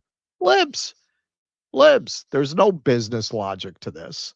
They are going to try to reshape this into, I don't know, something that looks more like a podcast. Like, where are you going to go with this? Like, the consumers of corporate media have turned it off. The ratings have just completely collapsed for CBS News since Weiss took over. So what is she going to do? There are rumors that she's going to try to hire Joe Rogan. I don't think he would take the gig, frankly. But yeah, like, I could see her going more in that direction, trying to recruit podcast people. I'm shocked she hasn't stuck Schellenberger on there yet. You heard it here first, folks. That's my prediction. She's going to hire Schellenberger to go to CBS. Yeah, I would imagine that's what she's going to start to do. She's going to start to recruit these online personalities and try to turn the face of CBS News into something that looks more like online media, which is not going to work in terms of ratings, because the people who still get their news from places like CBS are not going to watch it. They'll just fall back on ABC and NBC. And people who like that kind of shit, they don't watch that either. There's no market for it, but they don't care. They don't care. This is, as far as Ellison is concerned, and as far as the Trump and the people around him are concerned, this is the point. You neutralize the source of information and you flood the zone with your own propaganda. That's the point. That's the point of X. Elon doesn't need to make money off X. You see him staying up nights trying to figure out how to make X make money. He doesn't give a shit. It's good for where he actually does make money, to have this propaganda. Right. It's all about boxing out people with integrity who would do a good job. It is a controlled demolition of the entire media in that sense, right? Like, at this rate, there's just not going to be a real news media. At this rate, everything will devolve into news as an entertainment entertainment product. Sure. We're already most of the way where the money there. is. Yes, and we're already most of the way there. I mean, most people get their news in very curated spaces. Well, yeah, no, exactly. Well, I mean, yeah, I mean, you're joking, but it's a true point. I mean, it's a good point. Like, we do news and politics and commentary here. You choose to watch us because we give you a certain perspective. Now, we try to bring a level of analysis that transcends our biases to these things for that reason, because if you don't do that, it's just, okay, do I want to watch the quartering shit on a Black Helen of Troy, or do I want to watch, these guys criticize Israel? Not that there's equal value in those, obviously. One is better than the other. But the point is, when you make news a consumer product, you make these choices very concrete, very black and white, and people could just pick and choose what they want to expose themselves to.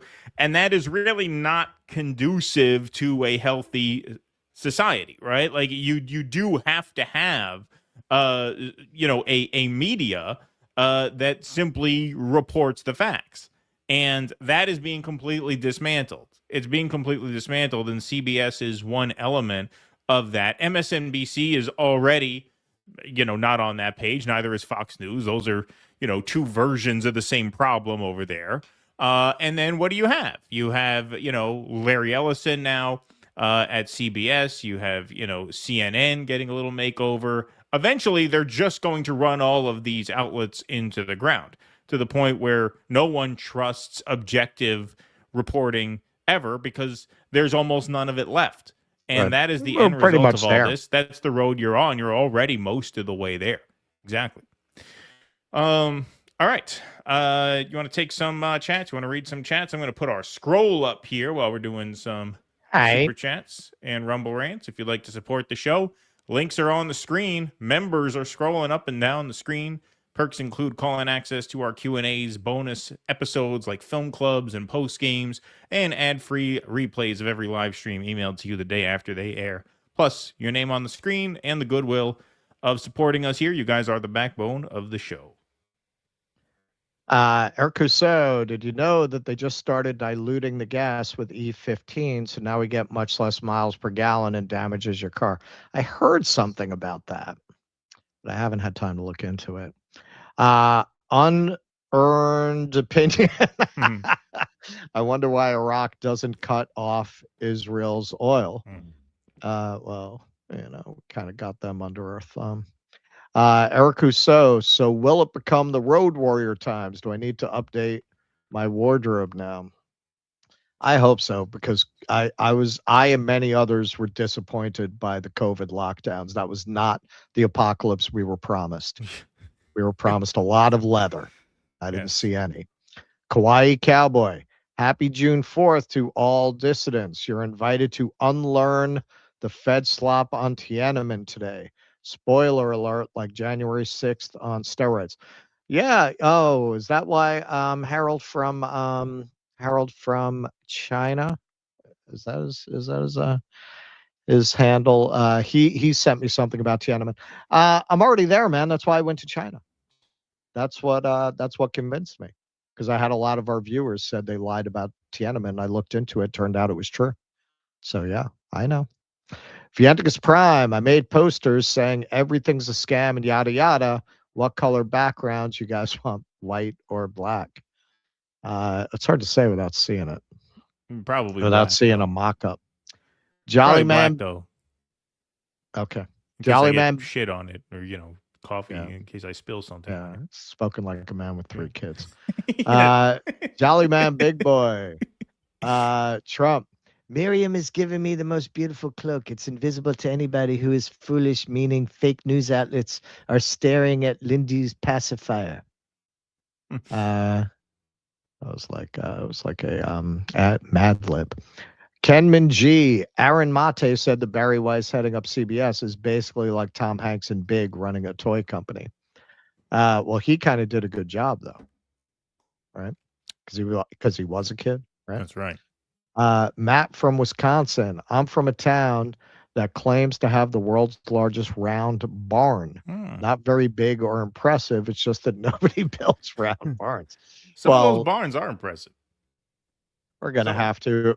If the gas prices aren't $20 and I get to do my cross country drive project, we'll have to stop there.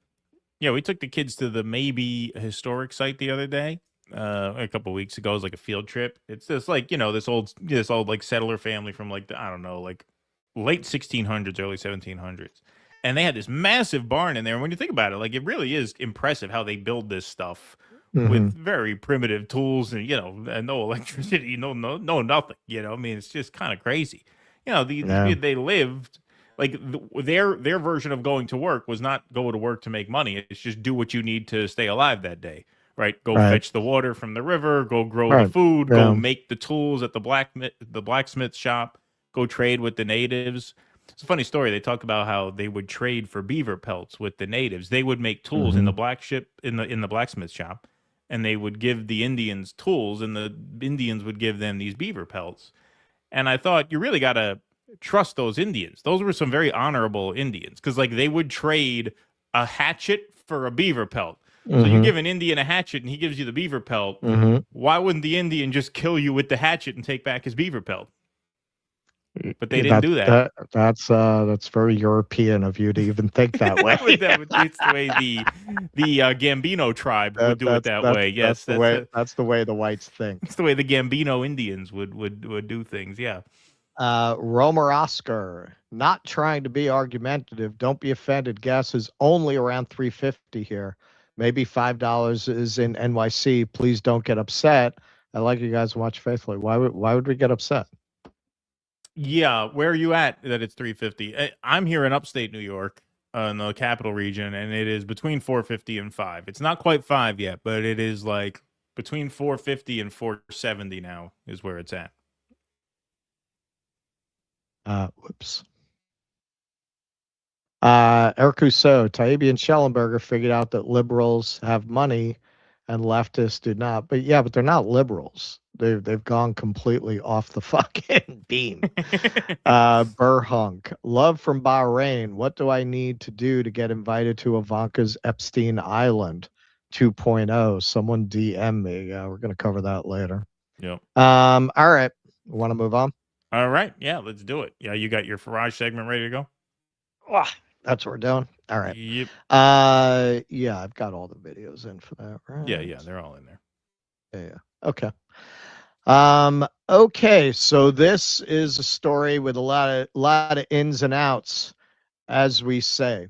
But I think this story is very instructive in illustrating the way that the anti-woke so-called movement is basically a grift, largely on behalf of a Zionist foreign policy and just for the foreign policy establishment. I really first saw this connection when I went to the douchebag dialogues and all these people I had been listening to talking about free speech. Now this is all obvious, but at that time it was a revelation. These protests had just erupted at Columbia, and all these IDW people, McWhorter and Dawkins, they're all excoriating the protesters. And then they're having these, having Hersey Ali castigating Iran. They have a whole display about Uyghur slavery. And that's when I realized, these people all work for the State Department. These people they're all CIA plants. These people are all working for Israel, really.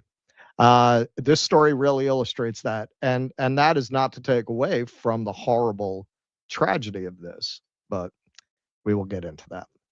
All right. So weapons-obsessed killer jailed for student's murder. A weapons-obsessed killer who stabbed a student to death has been jailed for life with a minimum of 21 years. Vikram Digwa, 23, used an 8-inch blade he said he carried as part of his Sikh faith to kill Henry Nowak, 18, who was walking home alone after a night out with friends in Southampton on 3rd December. The victim from Essex was handcuffed by police as he lay dying at the scene after Digwa lied, claiming he had been racially abused by the teen and had acted in self-defense. He told officers his turban had been knocked off and that he had been injured. Judge William Mousley, KC, told a packed Southampton Crown Court that Digwa had brought shame upon his family and his religion. Okay, so we don't usually give trigger warnings, but trigger warning, you're not going to see any gore. Things are blurred out. But this was just released after the trial. They released the body cam footage of what happened, and it is horrific. The police were incompetent at best, and I don't even argue against the idea that the sensitivity training is probably underlies the way that they handled this situation. So it's about 2.5 minutes.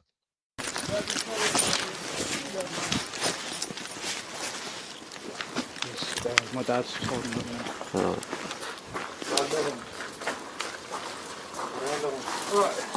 He keeps dropping side to side, so I'm just trying to keep him set up. He's got a mouth full of blood. I don't want him. I can't breathe. He was on the bin on the other side of this gate. He's jumped over these fences and stuff like that. And he's up here. Away, mate. He's obviously fallen from there and he slipped from there. There's other shoes left over there, mate. What's your name, mate? Huh? Has anyone been hurt other than him?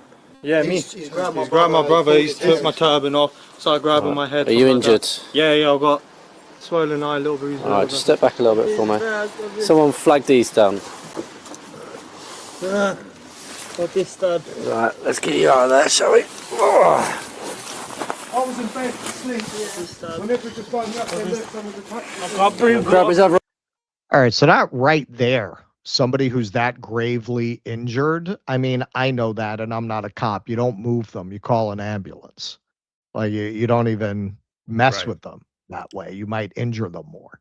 Right. From what's happened to you, all right? Been stabbed. You've been stabbed? Whereabouts? Don't think you have, mate.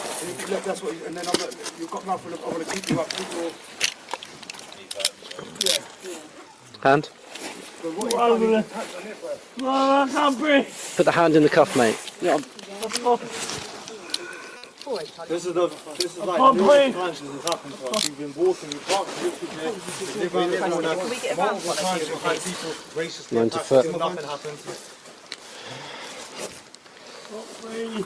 Yeah, that's fucked up. How many cops are there? Nobody knows to call an ambulance? Saying he's been stabbed, so let's just check him.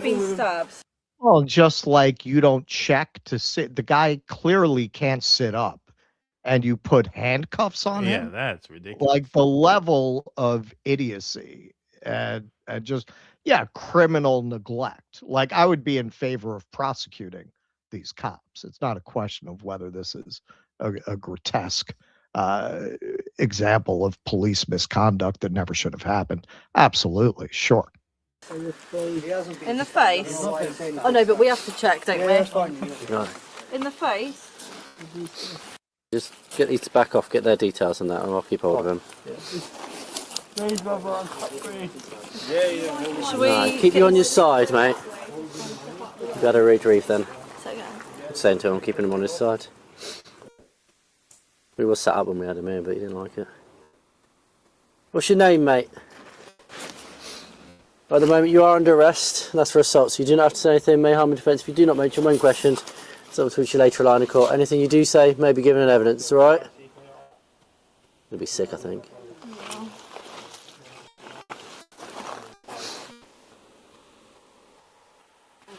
They're reading him his rights. What's his name? They just want you to call it. Yeah, we've got this male, he's been beat up. Are we able to get an ambulance, please? Oh, now you want to call That it? is that is really bad. Wow. Yeah. Yeah. So, yes, absolutely horrific. I would be in favor of prosecuting these cops for manslaughter. So no question about that. To continue a little bit with the article, temporary Deputy Chief Constable Robert France apologized and said officers had been lied to in a 999 call made by Digwa's brother and had faced an extremely complex crime scene. It doesn't look that complex to me. I mean, maybe complex in terms of, they lied and pretended that they had been attacked. At the same time, you can see this guy can't sit up. You put him in handcuffs. You don't check. He says he's been stabbed. You don't check to see he's been stabbed. Apparently, he'd been stabbed in multiple places, so I can't imagine it would be that hard to find that he had been stabbed. You handcuff him before establishing whether he had been stabbed. Judge William Mousley, KC, told a packed Southampton Crown Court Mousley dismissed the racism claims made by Digwa, adding his actions had stirred up racial tension in Southampton and across the country, which have made many Sikhs worried about their safety. You were sober, but were carrying a large Sikh dagger, Mousley said. He added Digwa had murdered a much-loved young man, inflicting a lifetime of loss upon his family. Digwa was also sentenced for carrying a knife in public, and his mother, Karan Kaur, 53, was found guilty of assisting an offender after she attempted to hide the blade used in the attack. She will be sentenced on 17th July. All right, so this guy got a life sentence with a minimum of 21 years. They're prosecuting the mother. Here is his father showing, I must say, incredible poise and grace under the circumstances. When police arrived, Henry was lying on the floor, barely able to sit up and plainly in severe medical distress. With his final words, he told officers that he could not breathe. He told them he had been stabbed. In fact, Henry told officers that he could not breathe 9 times. He told them he had been stabbed 4 times. The response from one officer was, "I don't think you have, mate." The police have said they were misled by the murderer and that the scene when they arrived was complex. Unfortunately, it seems to us the truth is much simpler. The police were told by our son himself and by a member of the public who called 999 that they heard someone shout that they had been stabbed. But the police did not believe them. Henry was pulled across the gravel, his hands forced behind his back, and he was placed in handcuffs. Instead of being treated as a dying victim, police formally arrested Henry for assault and read him his rights. That was the last thing he heard. Henry did not die with dignity. He did not die with the care he deserved. He lost consciousness before anyone believed him. Let me be absolutely clear.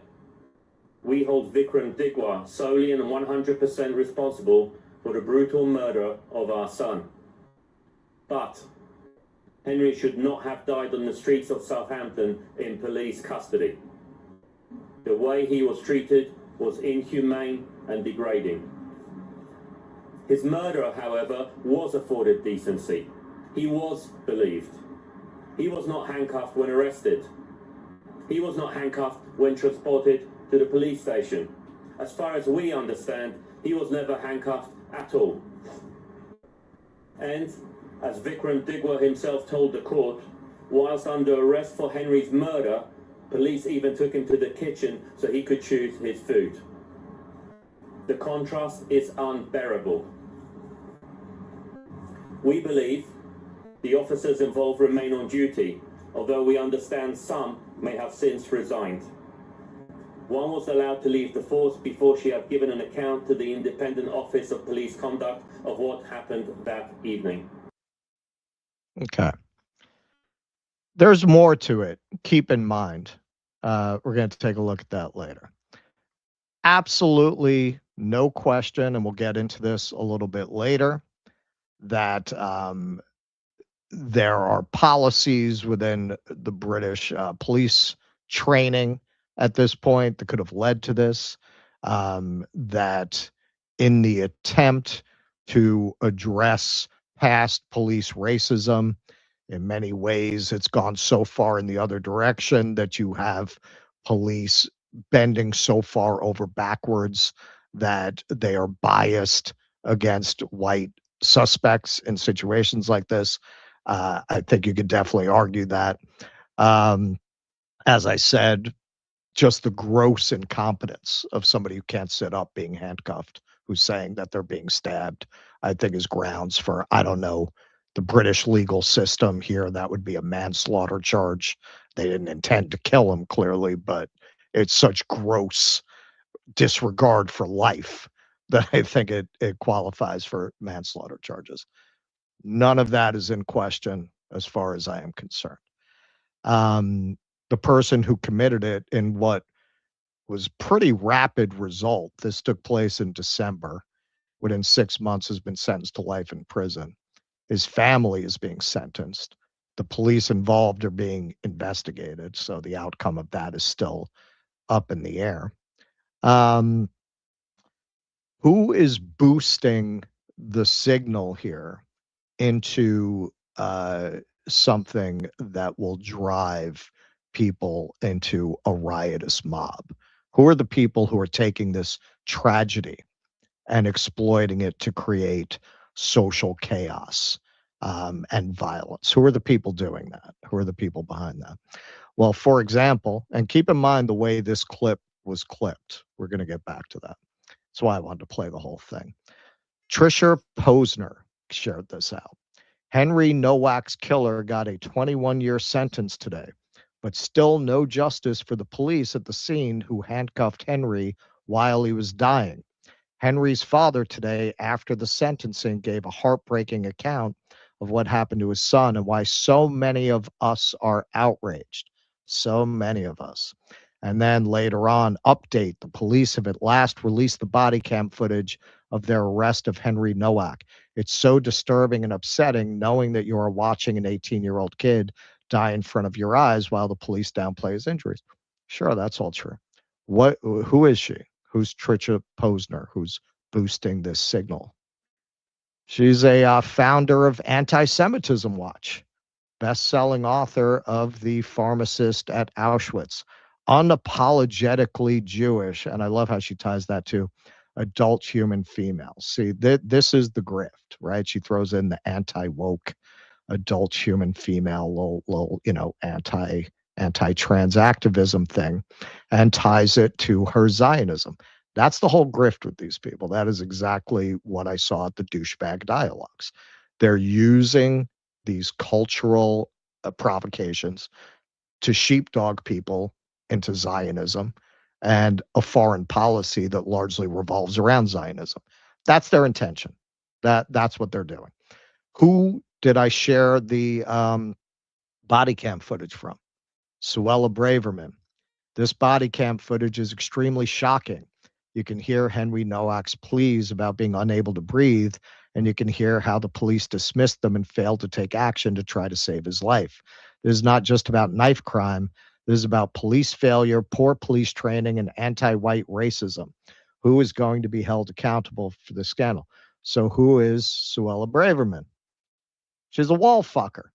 All these people are wall fuckers. Every single person I could find who's drumming up this kind of outrage, and people should be outraged, but there's an intentionality here to what they're doing, where they're trying to take this beyond a plea for justice, and they're trying to sow social chaos, and they're also trying to use this to sheepdog you into their own political agenda. That's what they're doing.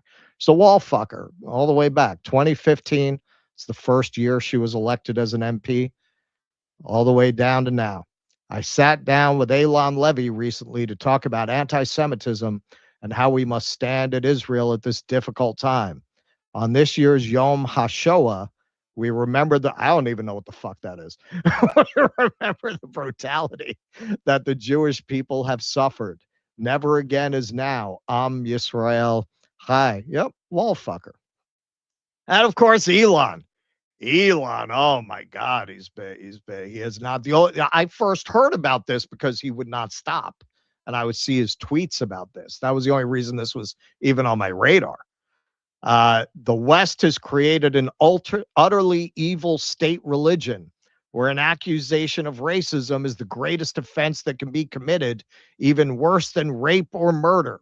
So if police show up at a crime scene and a British boy is bleeding out and an immigrant says the British boy is racist, the cops will cuff the dying British boy. Okay, so this is, I'm not going to read through all this, but just to give you an idea. Elon's X account over the last 2 days is about 50% about this case and about England being anti-white. It's about 50%. The other 50% is promoting Grok. And here and there, those things overlap. So now, you remember how Elon stirred up all this antipathy towards federal workers? And then he went in and basically gutted all the agencies that were investigating his own businesses, right? Very super villain. Right. Starmer accuses Musk of trying to whip up division in UK. PM says Britons are reasonable, tolerant people and backs MP's legal action against Grok firm over fake sexualized images. Oh, you don't say. Elon's being sued by an MP, very much like Ashley St. Clair is suing him for Grok producing deep fake sexualized images of her. And Grok has also been credibly accused of creating child pornography. I don't know, good euphemism for that for YouTube, for the algorithm, but yeah. So, we've kind of seen this with Elon before. He likes to drum up outrage with people who are not going to look too much into his own motives in order to go after the people who are trying to hold him accountable for his actions. So just to give you an idea, there's this feed over the last couple of days, one after the other, one after the other, one after the other, relentless. Maturing is realizing European and American whites are the least racist people in human history. True. Yeah, true. Okay. So how did England wind up colonizing 54% of the surface of the earth? By not being racist. They did that in a non-racist way. It's interesting. So yeah, just endless. And then he kind of combined the two here. Grok, yes, racism toward white people exists. Trust Grok. You'll be called racist for standing up for the West or watch your boy bleed out on camera. Up to you. That's what it comes down to, right? So what is this if not an attempt to incite a riot? Like, what else would you be trying to do other than incite violence? This is a separate thing from the horrors of the crime, which again, I think a lot of these arguments about, the kind of DEI police training, I think that does play a role in the way that they handled it. That's beside the point. That's beside the point of what they're trying to do with that, why they're capitalizing on it like that. And of course, Elon, wall fucker, another wall fucker. They brought him to Auschwitz. They made him fuck the Auschwitz wall. He didn't. I mean, it's interesting. Like with certain of these figures, I think they negotiate. They're like, look, it's going to be so bad for my image if I fuck that wall. You got to let me go fuck the gas chamber. It's not as charged as fucking the wall. There he is. They made him fuck the Auschwitz wall. They made him fuck the Auschwitz wall instead. Make sure you edit that out when you apply to CBS News. Yeah. So you remember our friend here, co-founder of the which one? There are so many of these. Anti-Semitism Watch. It's easy to confuse with Stop Anti-Semitism. They all try to get people canceled for speaking out against Israel, right? So you remember I mentioned there's a part of this she didn't include. I wonder why she did not include this part. Let's see what she did not include in what she tweeted out. I want to use Henry's heartbreaking story to make change for the better. We do not want his death to be used to create further division, hatred, or tension. We want his story to make our streets safer for everyone. But I suggest the rest of us respond to this. We'll get to that. Wow. Yeah, I wonder why she didn't include that. Wow. I wonder why she didn't include that. These people literally wanted a riot. They are trying to sow chaos and violence, and they're trying to use racial resentment to sheepdog you into supporting Israel. They've been doing this since October 7th, trying to connect cultural resentment with support of Israel. See, Israel's against that too. And, they talk differently with different audiences. They'll emphasize anti-Muslim sentiment. This is part of why this story is perfect for Zionists. They'll emphasize that when they're speaking to this audience. And they'll emphasize the gay rights when they're speaking to the liberal audience, which is very woke. They hide that part when they're talking to the people they want to have a football hooligan riot. So here's Nigel Farage. He shared this out himself. He shared this clip. The fear of being called racist was greater than dealing with Henry Nowak's murder. We should respond to this with pure, cold rage.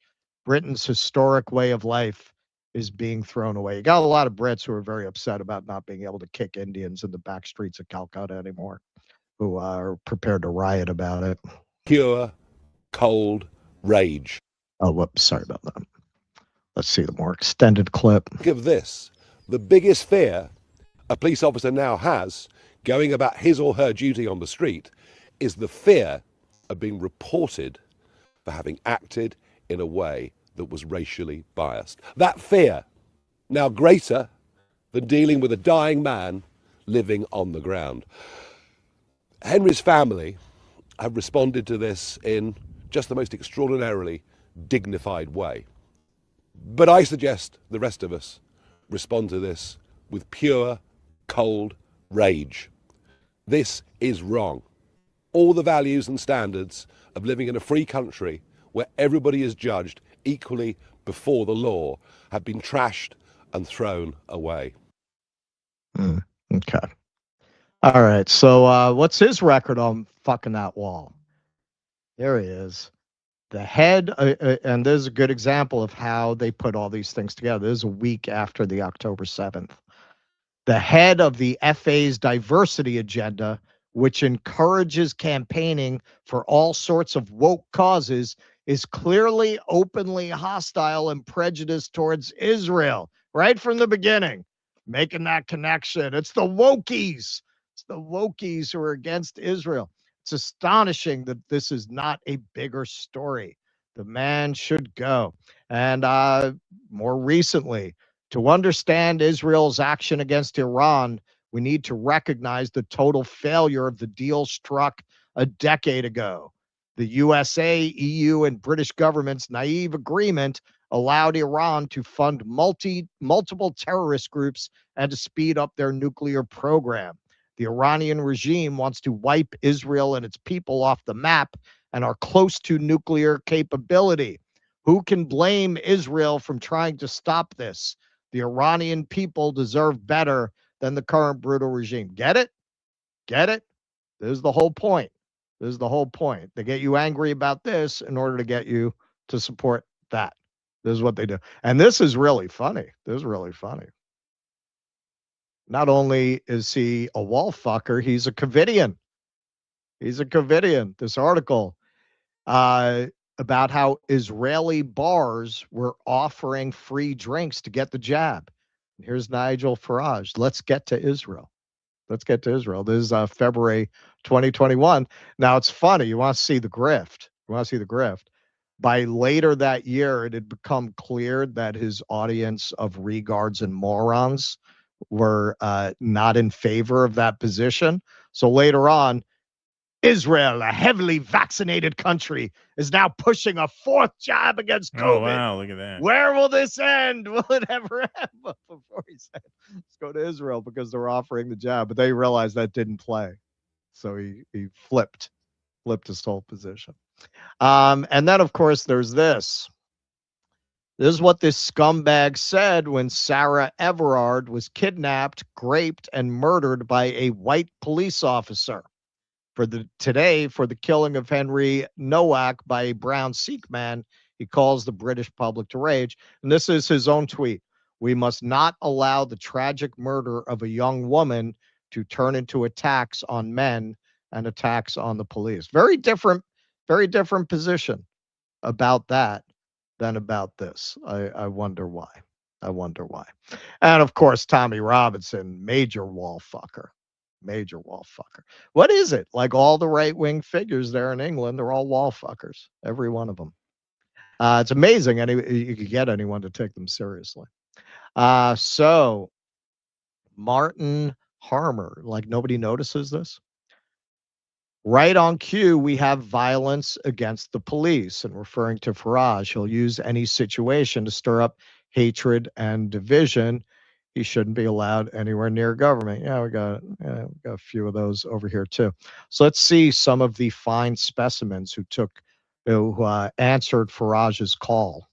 That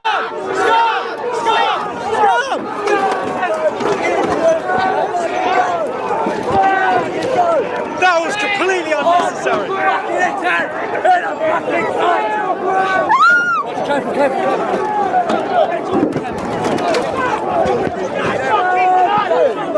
You fucking right, love, you okay? You right, you okay? You okay? You sure? Shake on it. Right, good. 1 second.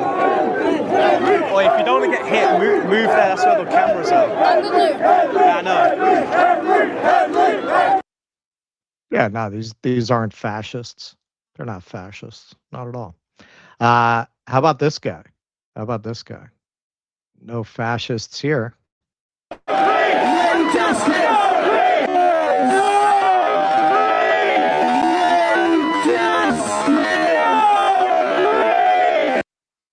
Although to be fair, turns out the guy's autistic. So it's a well-known trait of autism, throwing the Nazi salute. Everybody knows that.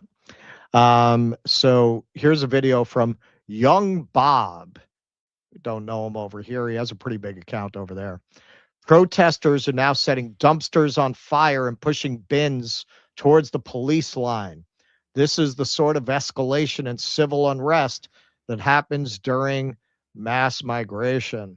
Yeah, well, I bet the people in Africa, India, and Asia that you colonized know a thing or two about that. Run away! Come on! Get out of the way!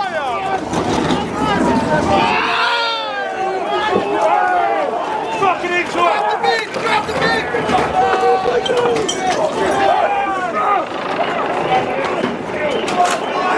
This is what I mean. When it comes to taking exploitation of us vulnerable in society, you have to expect this sort of reaction. Civil unrest is the inevitability of mass migration. As soon as an area is demographically replaced, this is what happens, because people no longer recognize the Britain that they previously knew from their generations, from their family, from their ancestors. Why do all the British right wingers look like a plate of British breakfast? Guy looks like a fucking sausage. Martin Harmer.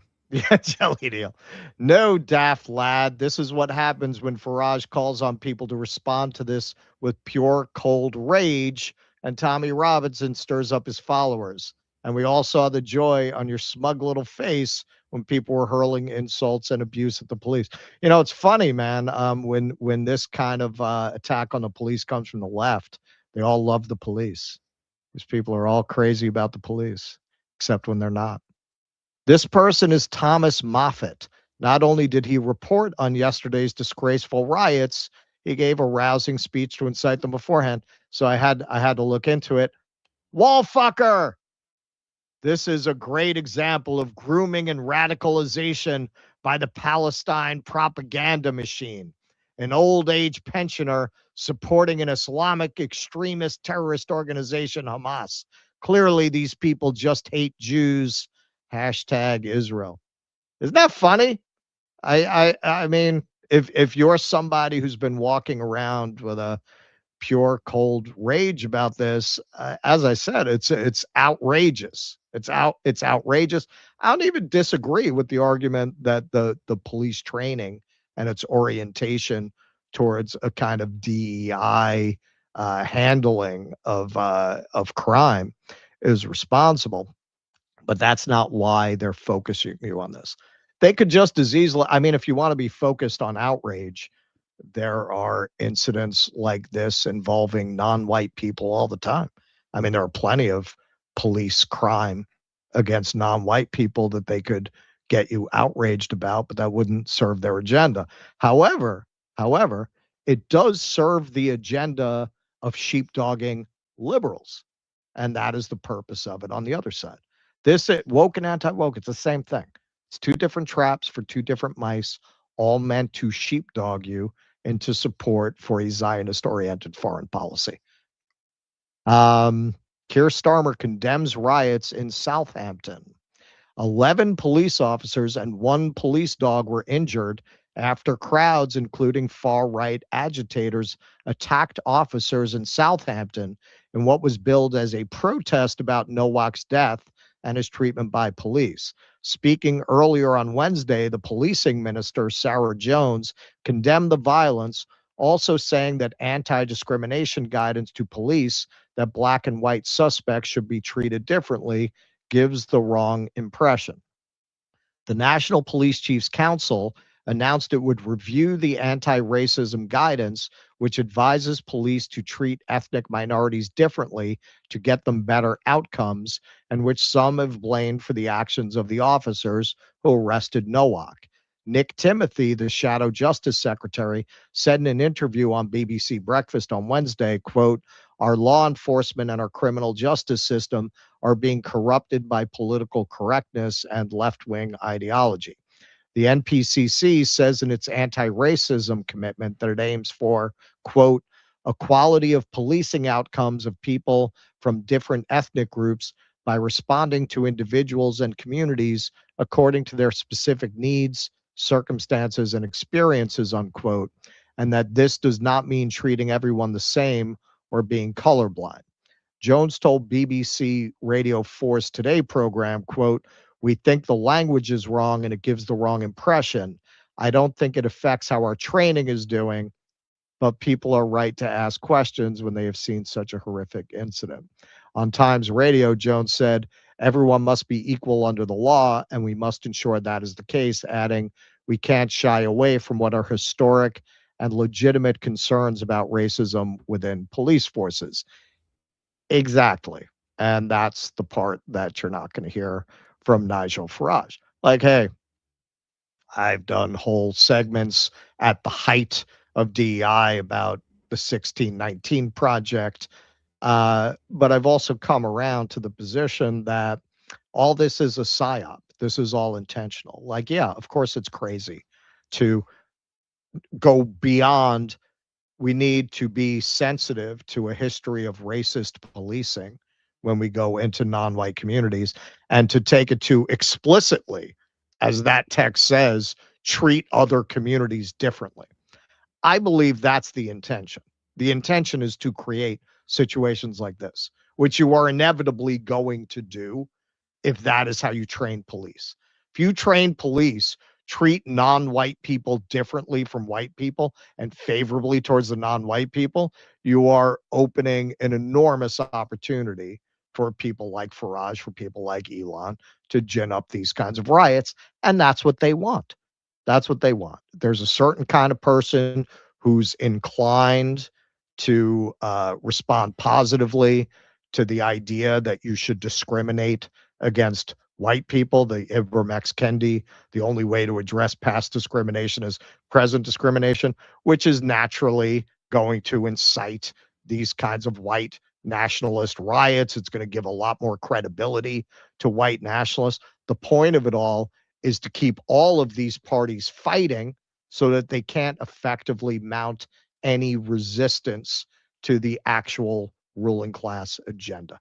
And that is why every single one of the people I showed you boosting this is a Zionist. Every freaking single one of them. That is the point of it. And you'll get the same thing on the lib side. When you trace these people back, they almost always, at best, are liberal Zionists. So here's a little bit of what Starmer had to say. Family have asked us not to respond in the way that the leader of Reform has responded. They've asked us not to. They have lost their son in the most appalling circumstance. They make a simple plea of us as human beings to please not exploit that. That is their plea to us. And we all need to reflect on those words of Henry's father. My response, and the response of others, to be fair, has been focused on the lessons to be learned so we can deliver justice. His response has been to appeal for rage. Rage.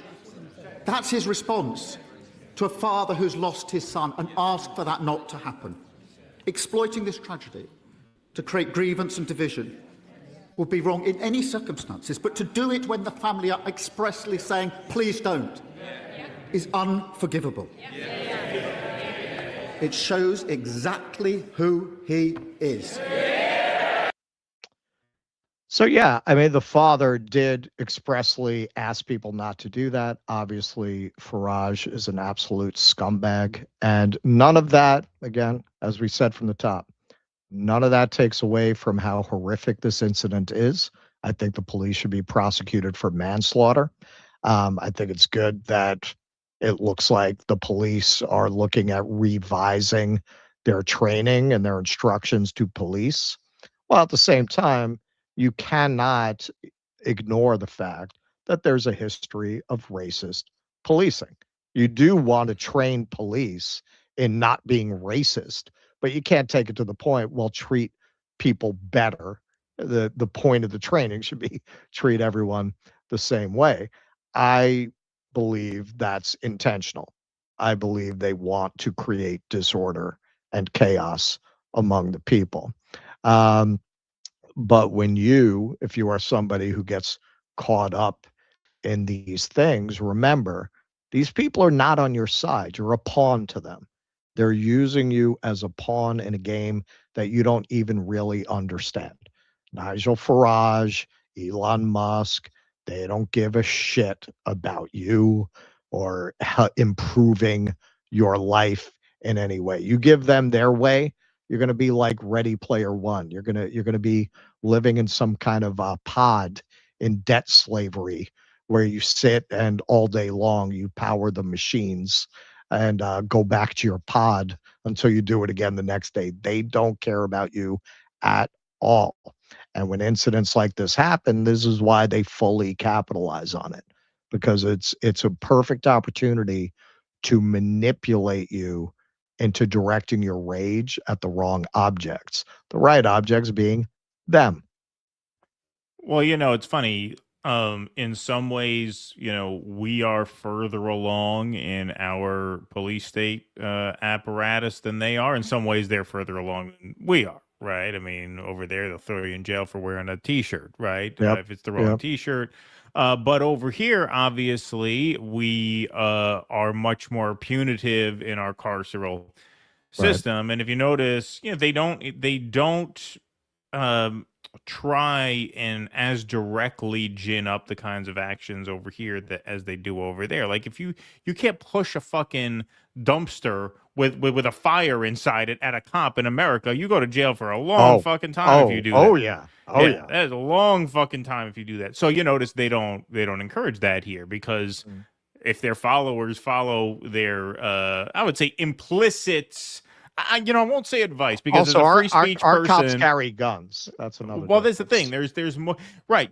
I won't say they gave orders, because that's not exactly fair. And as a free speech person, I think you should be allowed to express whatever opinions you want and not be responsible for someone taking action unless it is like imminent and direct. So I hold that opinion as a principle kind of across the board. But the point is, yes, because the cops are armed here and because we have much harsher sentencing here, those kinds of escalations are much more higher stakes here. And so notice it doesn't get to that point here. Here they lean much more into the language of law and order than they do there, where Elon will just go up on a screen at the Tommy Robinson rally and say, violence is coming to you and you have no choice. I mean, that is just very, very inflammatory stuff. Again, unless it is an order to direct an imminent action, I don't think there should be legal consequence for that. But I should say that the spirit of that is pretty terrible, obviously.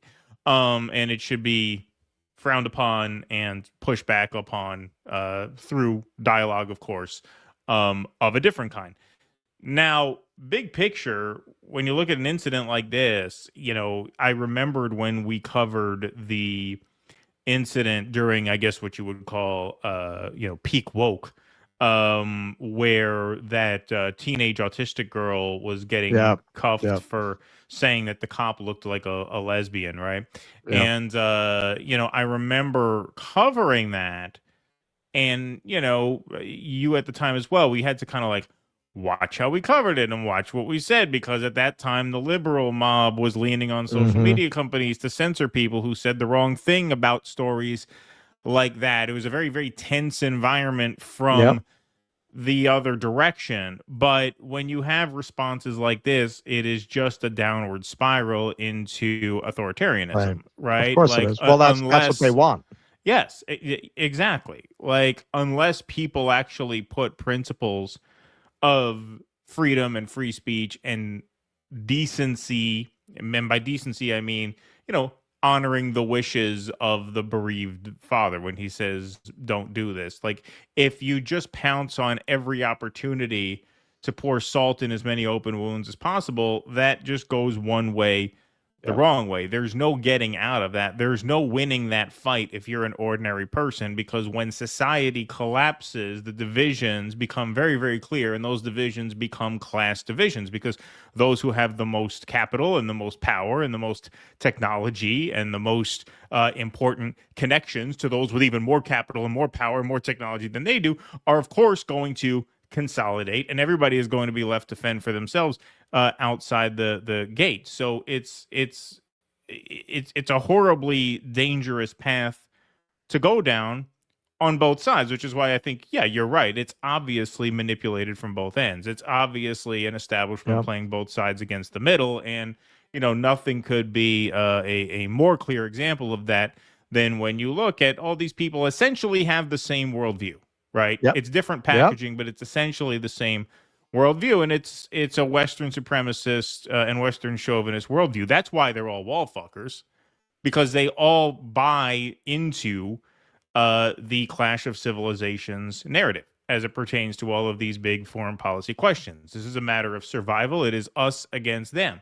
And when you pin something as an us versus them battle for survival, at that point, morality is not even a question, right? Morality is not something you take into consideration when you're fighting for your life. And so the more they can frame it that way to as many people as possible, the more morality and higher concerns about, the order of society and the bonds that keep civilization together become disregarded.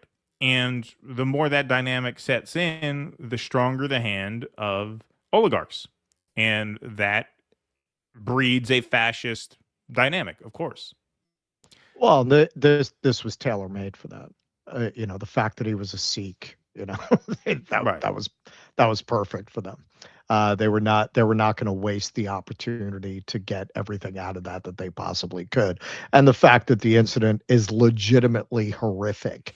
Of course. Yep. But yeah, they take this as every opportunity like this to further strip away your rights. Look what just happened. A couple of milquetoast liberal podcasters couldn't get into England. Right. They're not gonna gin you up to riot about that. Right. Exactly. Okay, let's take some chats over here. Oh, first of all, let's get this taken care of. We are at 8:33 in the like column. Alrighty, and we were up over 2,000 just a minute ago, so we'll count that. We crossed the line. Forward progress. Rule of forward progress applies.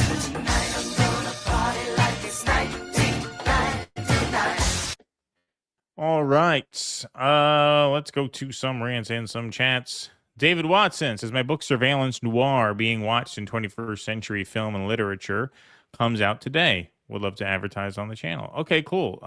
Send us an email or go to our sponsorship form. Where is it? Do I have that here? It's dodissidents.com/sponsors is the form. Or you could just send us an email and we'll be in touch with the relevant information. But congratulations on that book.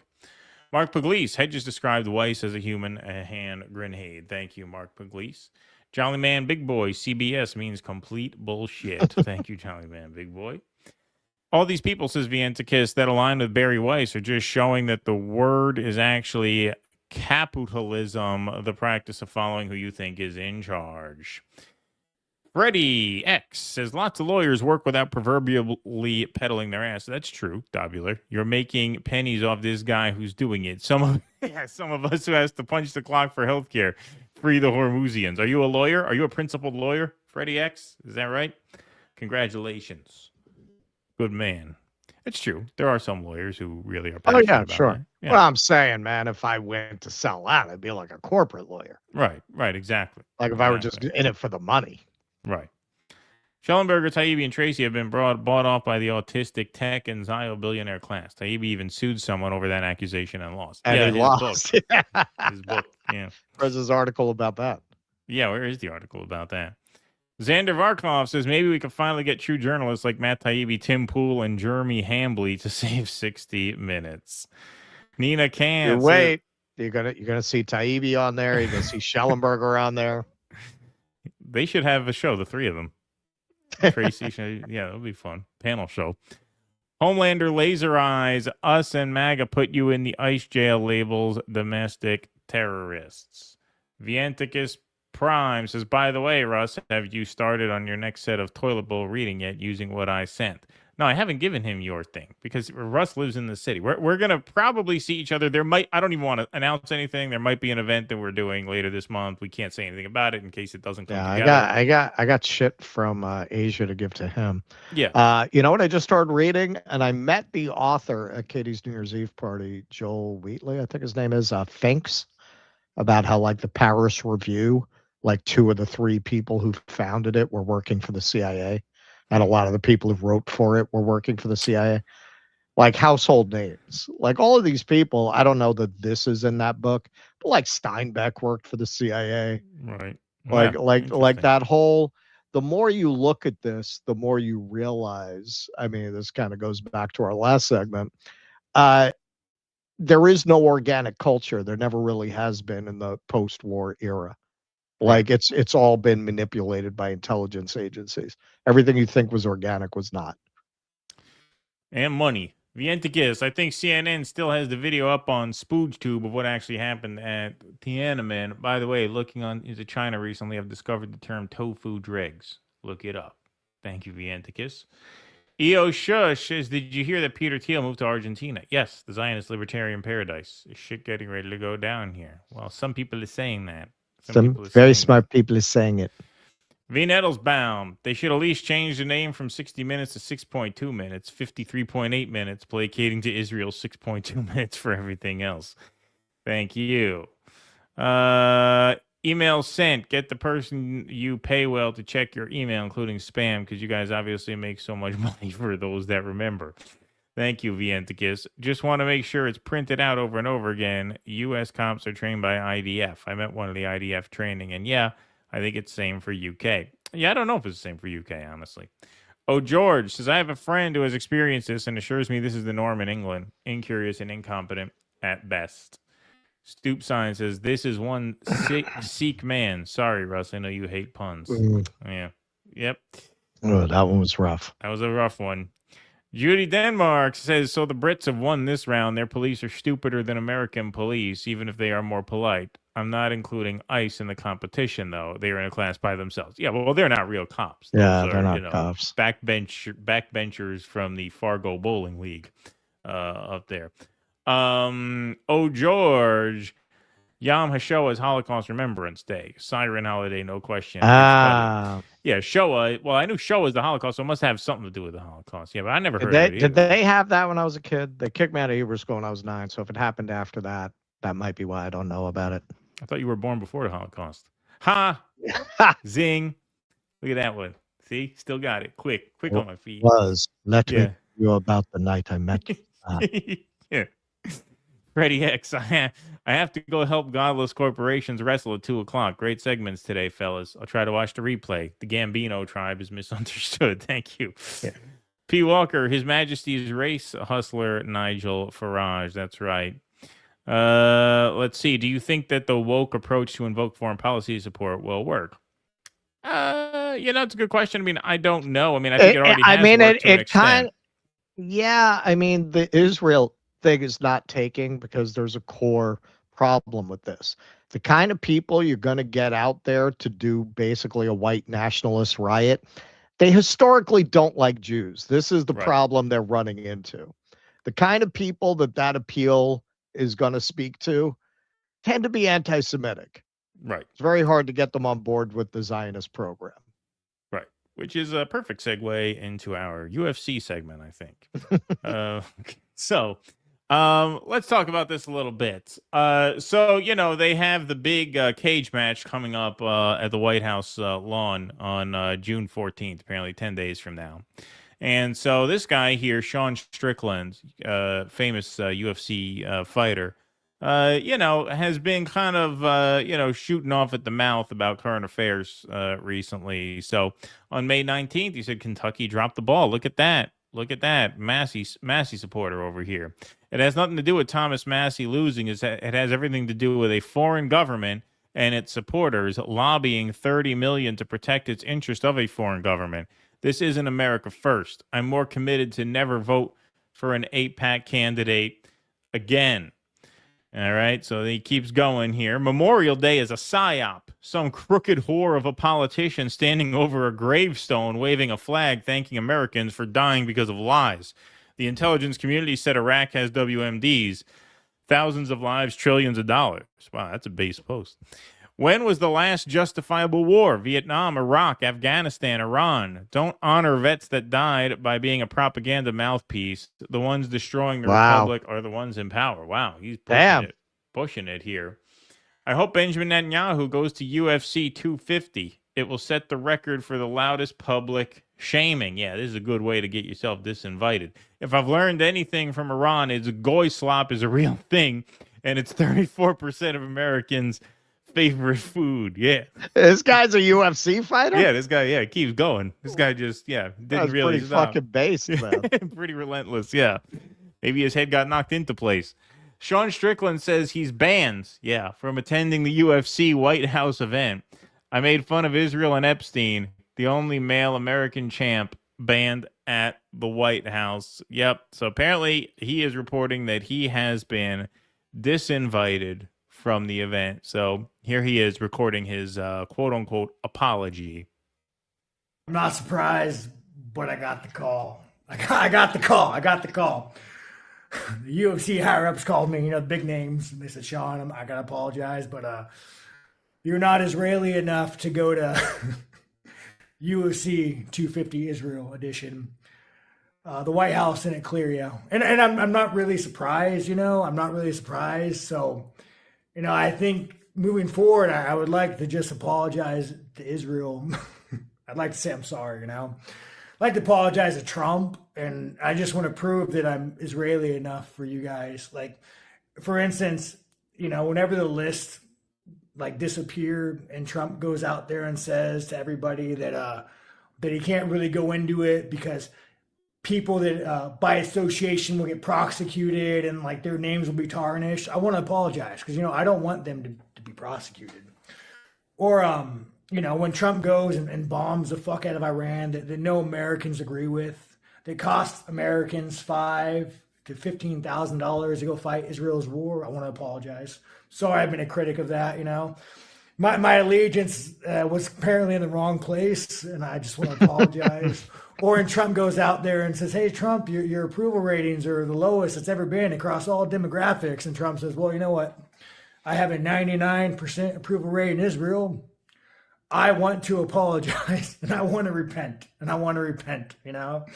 Apparently, I'm not American enough to go to Freedom 250, but I still got my ticket, so maybe we'll just go. I'll bring the belt, and we'll just stand outside the gate, and we'll just let them know what we really think about Trump and Israel,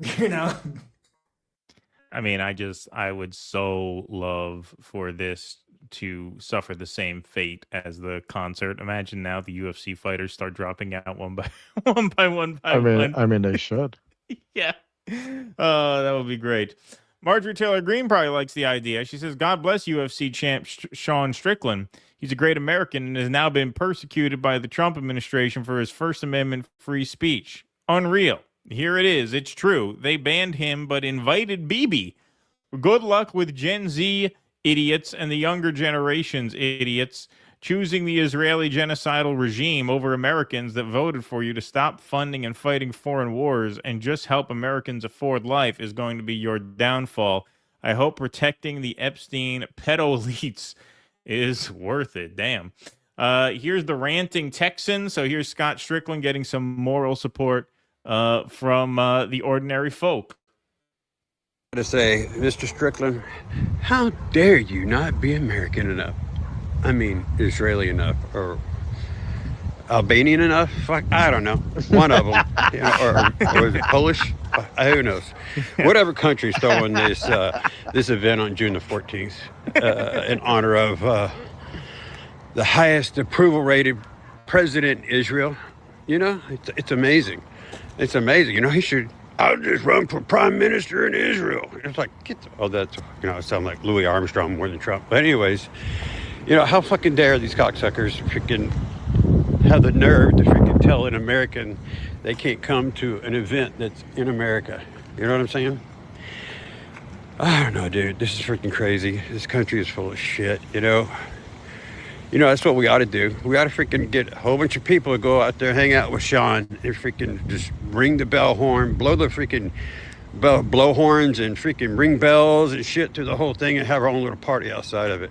Have a better party outside than inside. Fuck those motherfuckers. We stick with you, Sean. You're a bad motherfucker. There you go. They could do their own wrestling match outside. Yeah. You know, it's you don't need much space. You know, just bring a little cage and do your own. Yeah, that's the thing. This is not going to fly. To Russ's point before we started this segment, like the cohort that watches UFC is not the cohort that is going to just sort of take on the chin that they have to shut up and pledge their love for Israel. So like this one, painted my truck like the Israeli flag. It's pretty foolproof. I get caught speeding. The officer's anti-Semitic. Run into you on the highway, obviously a hate crime against me. The catalytic converters in the back of the truck promised to me over 3,000 years ago, winning at life. See, these are the people who gravitate towards UFC, and they're not having it. So Sean Strickland here, in case that apology wasn't enough, he followed that up. Going to the White House was promised to me 3,000 years ago. So here he is getting some support from Bryce Mitchell, who's a fellow UFC fighter, I guess. As you can tell, we are not big UFC guys here. Mm-hmm. But here he is saying, yeah, he's not surprised at all. I haven't watched UFC since they got rid of Wilt Chamberlain. Yeah, exactly. Wilt Chamberlain decided he was too rich to be a part of it. He's too rich to fight anymore. Yeah.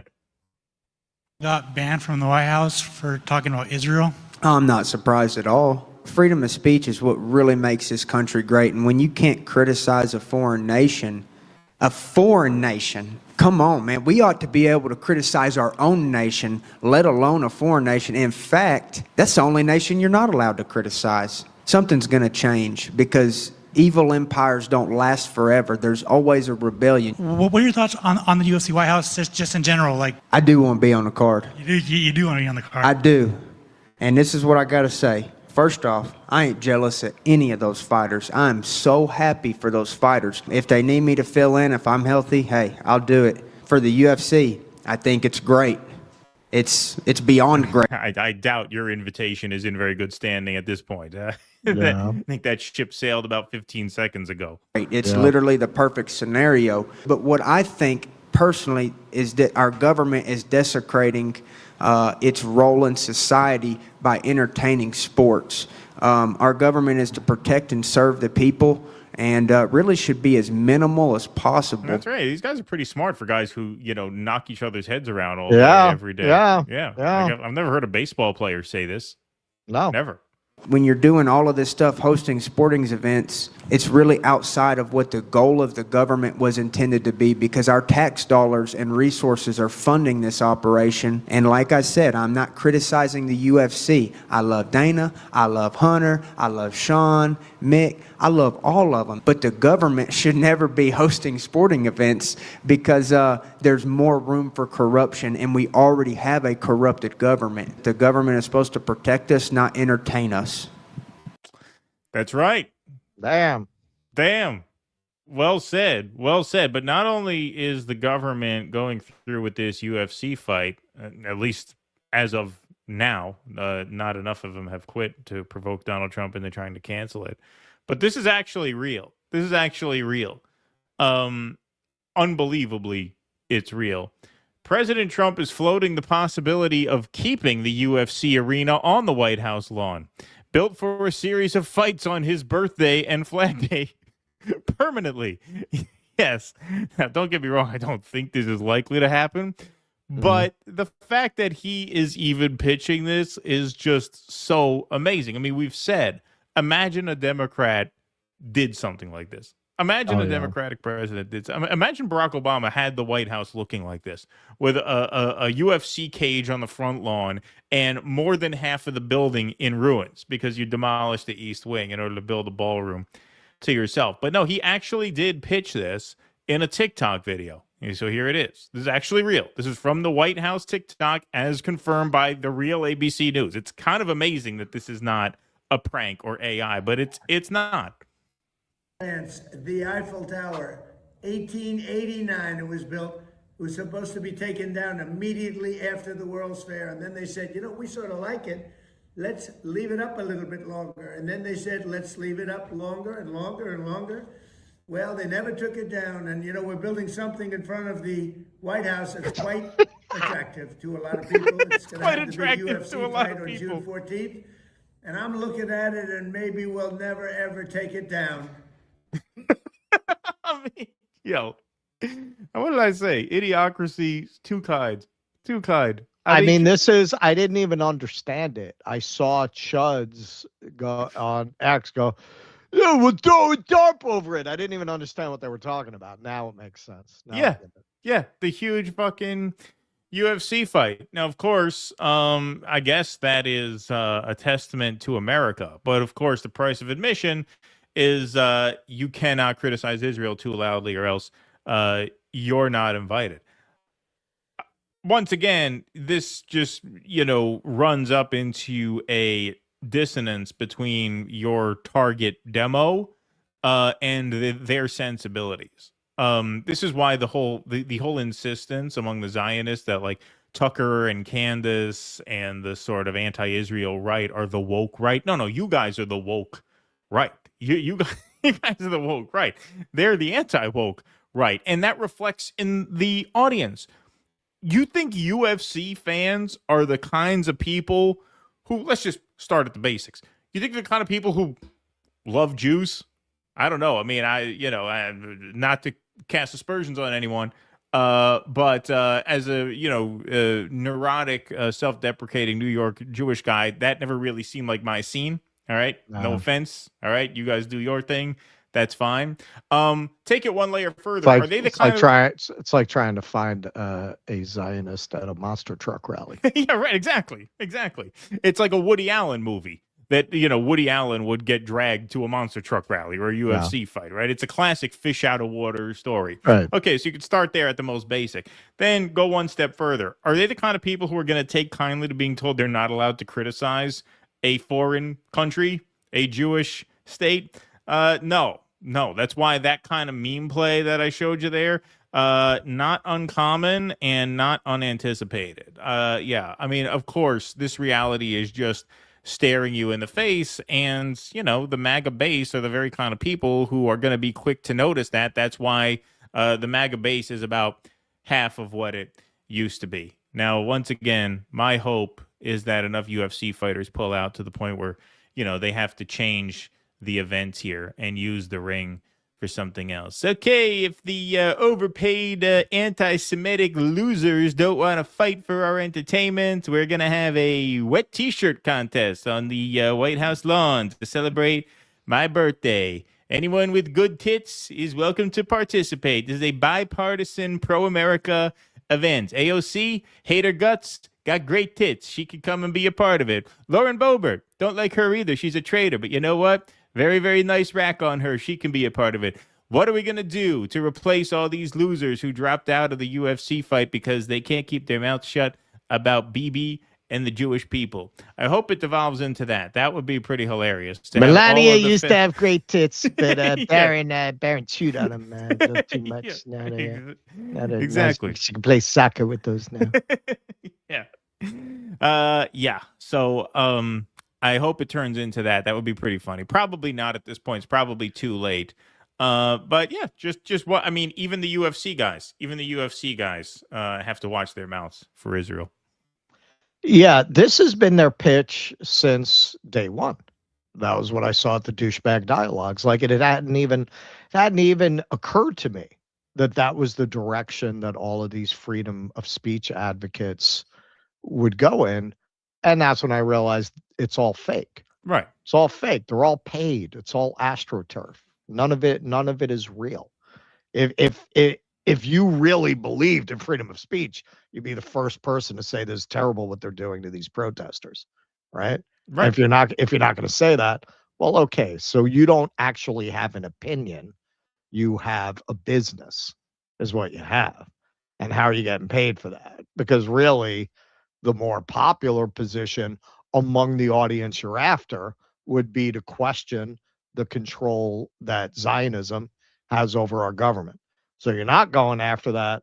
Well, then somebody's paying you another way, right? It doesn't really make business sense unless you're getting money under the table, which, as we have discovered now, thanks to the most unlikely revealer of truth in history, Ashley St. Clair. I did not know this.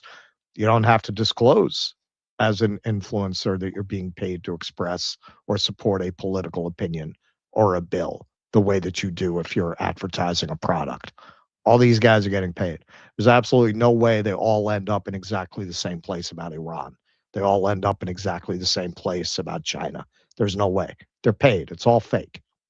Well, yeah. Apparently, if you get money like through the X platform, they put a little thing says paid partnership. Not to say you can't get it from somewhere else, but the California mayor's race is coming in, so the what reality show, the Spencer Pratt, America's Hills. Gayest Chud? Oh, the Yeah. Hills. That's right. Okay, sorry. I didn't know what reality show he was a big star on. But he apparently had a bunch of votes, and now as votes are coming in, he's falling, and the progressive is rising, and you see all these people posting that they're cheating and rigging the vote, and one of them literally had a paid partnership underneath it. Right, because they probably got paid through the X platform. I guess that's the rule. Right. So yeah, I mean, there's so much of that. There is so much manipulation there that I mean, all of that. It's not working on the rank and file, and that's why they're all running to Candace and to Tucker. Right. Exactly. All right. We will move right along here in just a moment. First, a word from Rumble Wallet. That's right. You hear a lot about the new economy and how technology is changing the way people keep and manage their money. And Rumble has integrated it into their platform in the coolest of ways. We're talking, of course, about Rumble Wallet, which takes all of the complexity of the new economy and makes it super simple. When you sign up for Rumble Wallet, which you can do right now super quickly and super easily if you just scan the QR code on the screen or go to wallet.rumble.com. Once you're set up, you can choose Bitcoin, dollar-backed stablecoins, or even digital gold, which is backed by real gold. It's a very simple setup. It connects you quickly with MoonPay, so you can use your credit card, your debit card, or your bank and be up and running in just minutes. And once you're set up, since it is through the Rumble network, you can even support your favorite Rumble creators like us directly through tips and Rumble rants during the stream, which of course we read throughout the show. And when you do that, we keep nearly 100% of what you send us. The platform takes zero fees, so it is actually a great way to support your favorite creators and support free speech infrastructure here on the internet. So you can get started right now. Scan that QR code or click the link in the description and download the Rumble wallet. From there, you can set your wallet up, tap buy, and you're in the game. Super user-friendly, super simple setup, and you can get started with Rumble Wallet today. Wallet.rumble.com, or you can scan that QR code on the screen right now. Okay, let's move right on along. You want to take some of those chats up there? Vienticus Prime. By the way, who wants a trip to the new Epstein Island? A Neosteen Island, if you will. We're covering that next. Vienticus. The way the guy looked over before he gave the Nazi salute makes him look like a plant. I think he was just worried about being caught on camera. Rightly, as it turns out. Ugly old broad says stuff. Elon, product of an imperial apartheid state, running away to avoid military conscription, now crying about anything resembling equity. I wish this moron would shut up. Hey, man. I keep mentioning that movie. I think I'm gonna try to find the time to write a video essay built around this theme. Speak no evil, where they say, "Why'd you do this to us? Because you let us." That's how I see the working class at this point. Why Elon? They say after the SpaceX IPO, it's going to be worth $1 trillion. Why are you allowing that? Why are you allowing that? There's more of you than there are of him, man. Back from the road. News has been dead since Project Mockingbird. Factions of lib media trashing one another for respective paymasters is as serious as WWE. The only journalism left is indies like DD, along with what you can research yourself.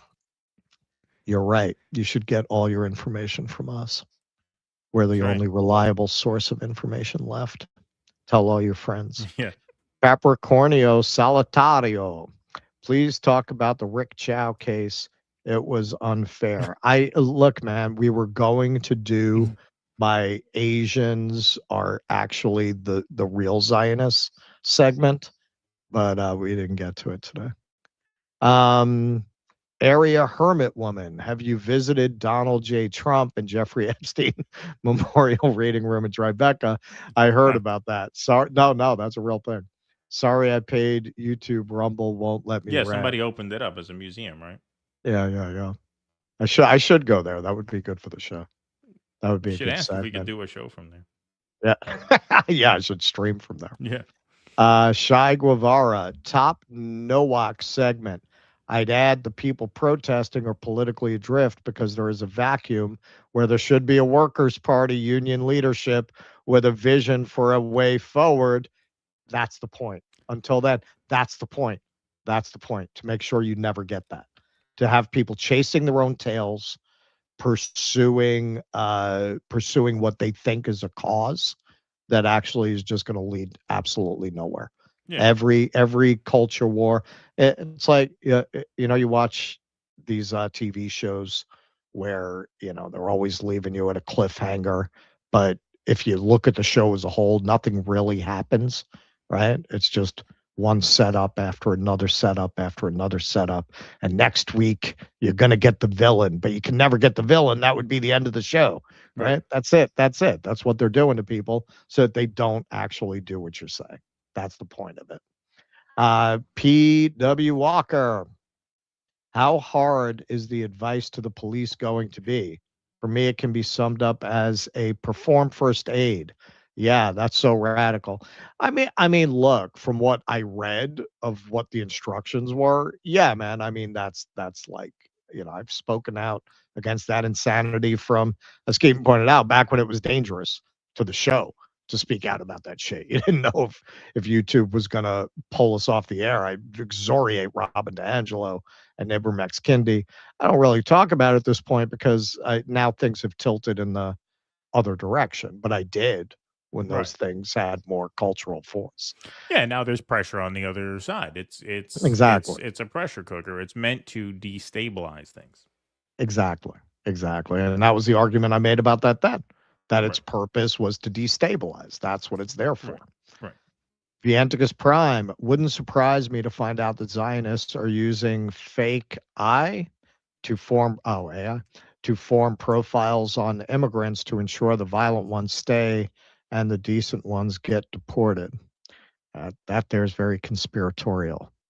Vianticus Prime. Then they train the police to respond a certain way.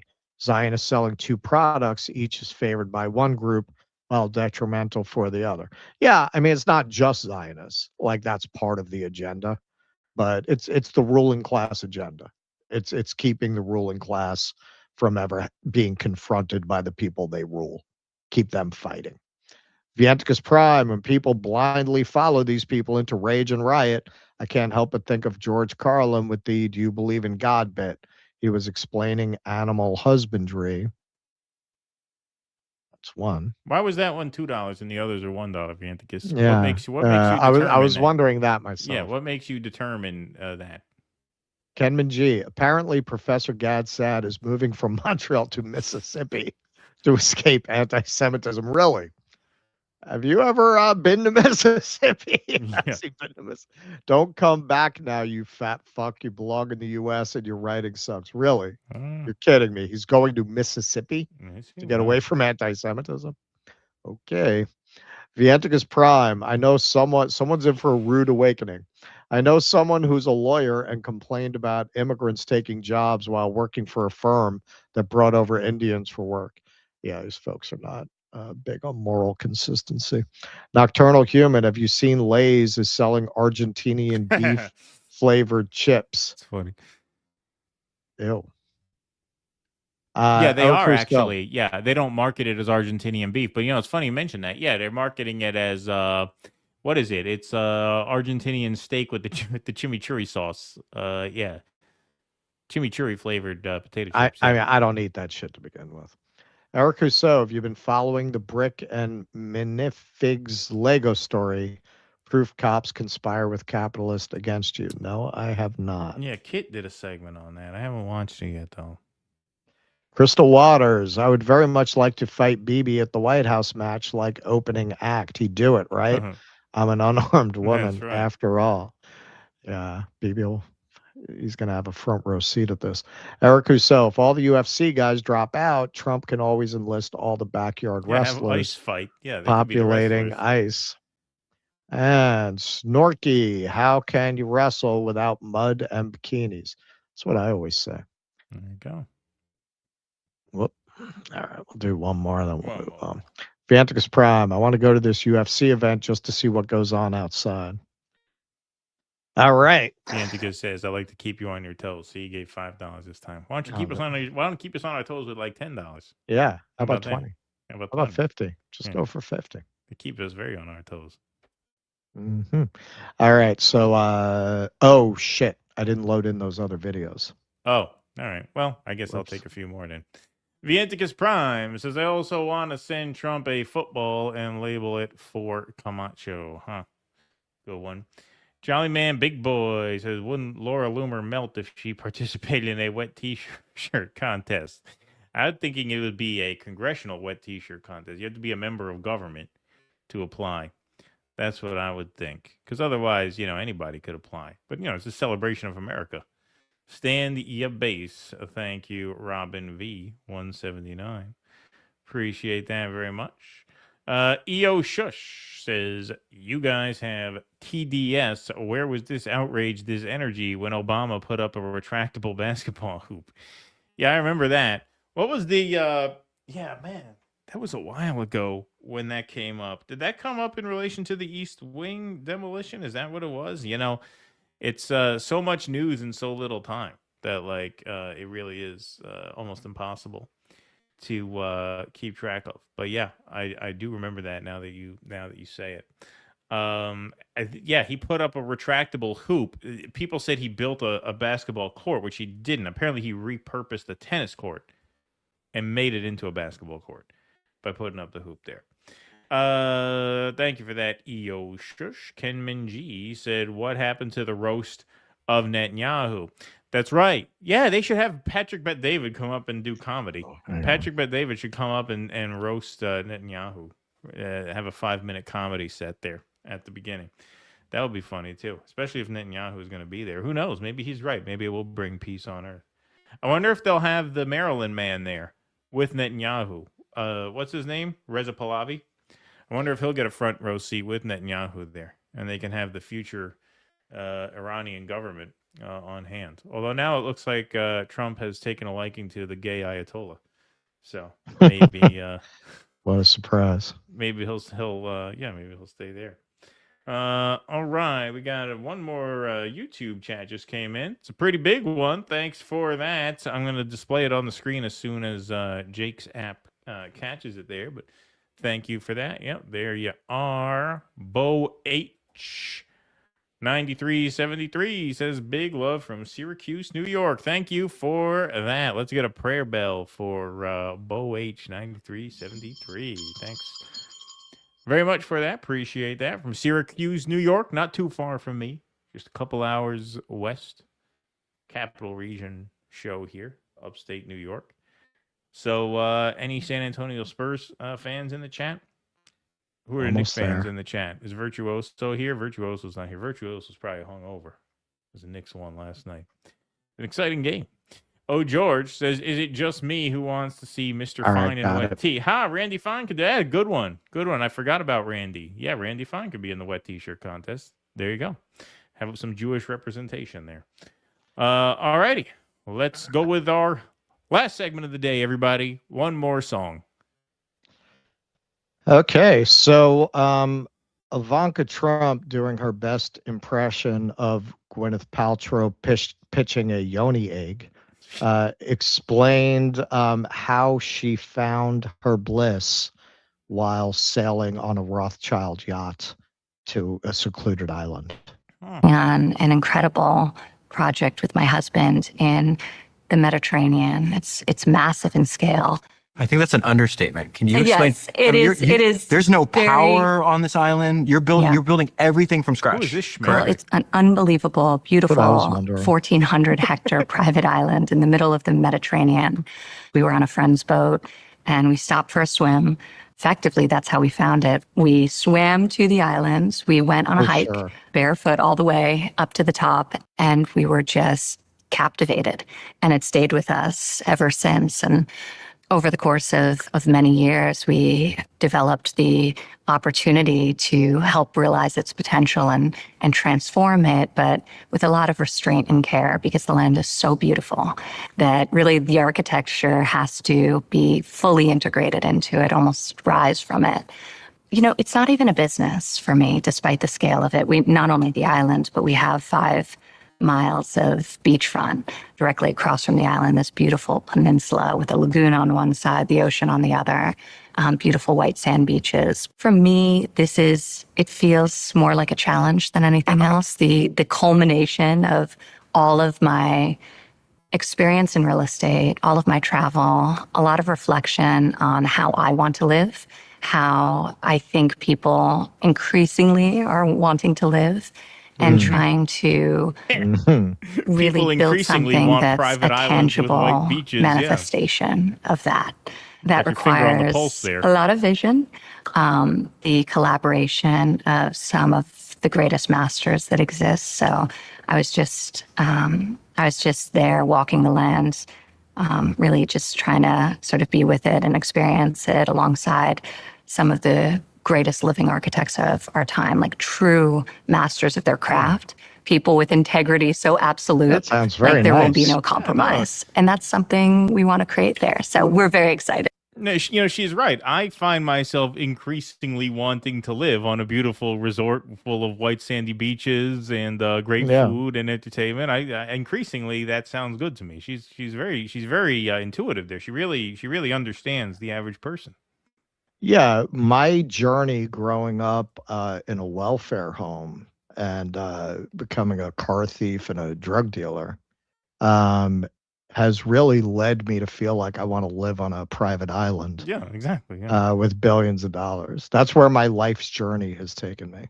She goes on. She says, we're going to invite our friends out there, like, Howard Lutnick, Noam Chomsky, Elon Musk. We're going to build this structure there with kind of like blue and white stripes in it. Well, it's going to be great. Yeah. Well, JP Sears picked up on that. Yeah. You know what we need? Another one of those islands. Yeah. I should probably announce this to the peasants. They'll be excited to hear about it. Daughter of an Epstein pedo protector. That's funny. Nailed that one. Glenn Greenwald. The most darkly funny aspect of this video is that Ivanka Trump speaks as if she went on some profound, prolonged spiritual and philosophical journey to ascertain the meaning of life, and concluded that the most elevated human state is to live on a gigantic private island in the Mediterranean in a sprawling mansion paid for with the billions of dollars given to her husband by the Saudis and Emiratis to ensure favorable treatment by him and her dad in their exercise of the powers of the American presidency. Real uplifting stuff. Yeah, this is why I'm saying it's very Gwyneth Paltrow, right? Like this mix of wealth with some kind of like vague new agey spiritual realization, right? It's very spiritual to live in a rose marble mansion, right? Exactly. Yes. Well, because the thing is, Ivanka's not a chud; she's a lib. She's a lib. So this is she's her a lib. thing. Yeah. She's a lib who happened to be born to idiocracy fascist. Mm-hmm. My own comment actually did pretty well on Elon's platform there. I keep telling all the communists this. You guys want to talk theory to people while their eyes glaze over. Get you nowhere. Your best pitch, show them this video. and then explained that if you get your way, you'll have her and everyone like her picking fruit for 10 years before assigning them to a waste treatment plant. That one's free. Yeah, guys, take my advice. Don't take it. I'm telling you, man. You'll catch a lot more flies with the waste treatment plant for Ivanka Trump, bitch. But here's Jared Kushner telling his own version of this, and maybe incautiously filling in some details about whose boat they were actually on. On a vacation after we left government in the summer of 2021. We were on our friend Nat Rothschild's boat. We got picked up in Montenegro, and then we started sailing over to Corfu, and we spent a couple days in Albania. One of the nights there, Prime Minister Rama came to the boat. I had not met him when I was in government, but I was very, very impressed with his vision for what he wanted to do with Albania. I really didn't know anything about the country. I didn't understand the history. And the darkness of the history with the communism and the terrible leadership actually led to it being fully undeveloped as a nation. But Eddie came in, he has unlike the excellent leadership that the United States is currently under. One of the cool things I was attracted to is the fact that he seemed like a very skilled politician, as a very strong and smart leader, but also the fact that he was an artist. I thought it'd be very cool to see what a country really led and built by an artist could be, somebody with amazing taste and great creativity. And so I was just intrigued by it. And then before we went to Corfu, we stopped in Butrend, which was also a spectacular site, and just really felt to me like it showed the potential of the country. So much amazing beauty, the water, we did a lot of swimming, a lot of hiking. The country just had incredible natural beauty, but it seemed like a place that nobody knew or understood. And so didn't think much about it for about a year. And then about a year later, we started looking at opportunities in the Balkans. And the partner who's leading that effort, I said, you know what, let's go down to Albania. I had such a good experience there. Go check it out, see if there's something there. And we were immediately drawn to where they were building an airport in Vlore. And obviously a country is going to build an airport by the coast in the place that they think is the most beautiful. So we went there, we looked for opportunities, and we were able to find some incredible opportunities. So this really came from obviously a passion, and it came from the desire to build something that I think could be truly unique in the world. All right. So now if you pay attention, their stories contradict each other. Ivanka, perhaps inheriting her father's sense of lying and telling people what they want to hear, what's going to like play to their fantasy life. She presents it like this was all just kismet. Again, it's very Gwyneth Paltrow. It's very Goop, right? Yeah. Right. Yeah, we were just happened to be there, and we swam to this island, and we went barefoot, and wow, and then we had the epiphany, and he's like, yeah, we were on Rothschild's boat, and we got the prime minister over there. We talked to him, like clearly Rothschild pitched this to him, and they rang the bell, and the servant, the prime minister of the country, came over very eagerly to solicit their business. Well, you say this as a mystical Jew. To the nice goy woman like Ivanka, it all just comes together.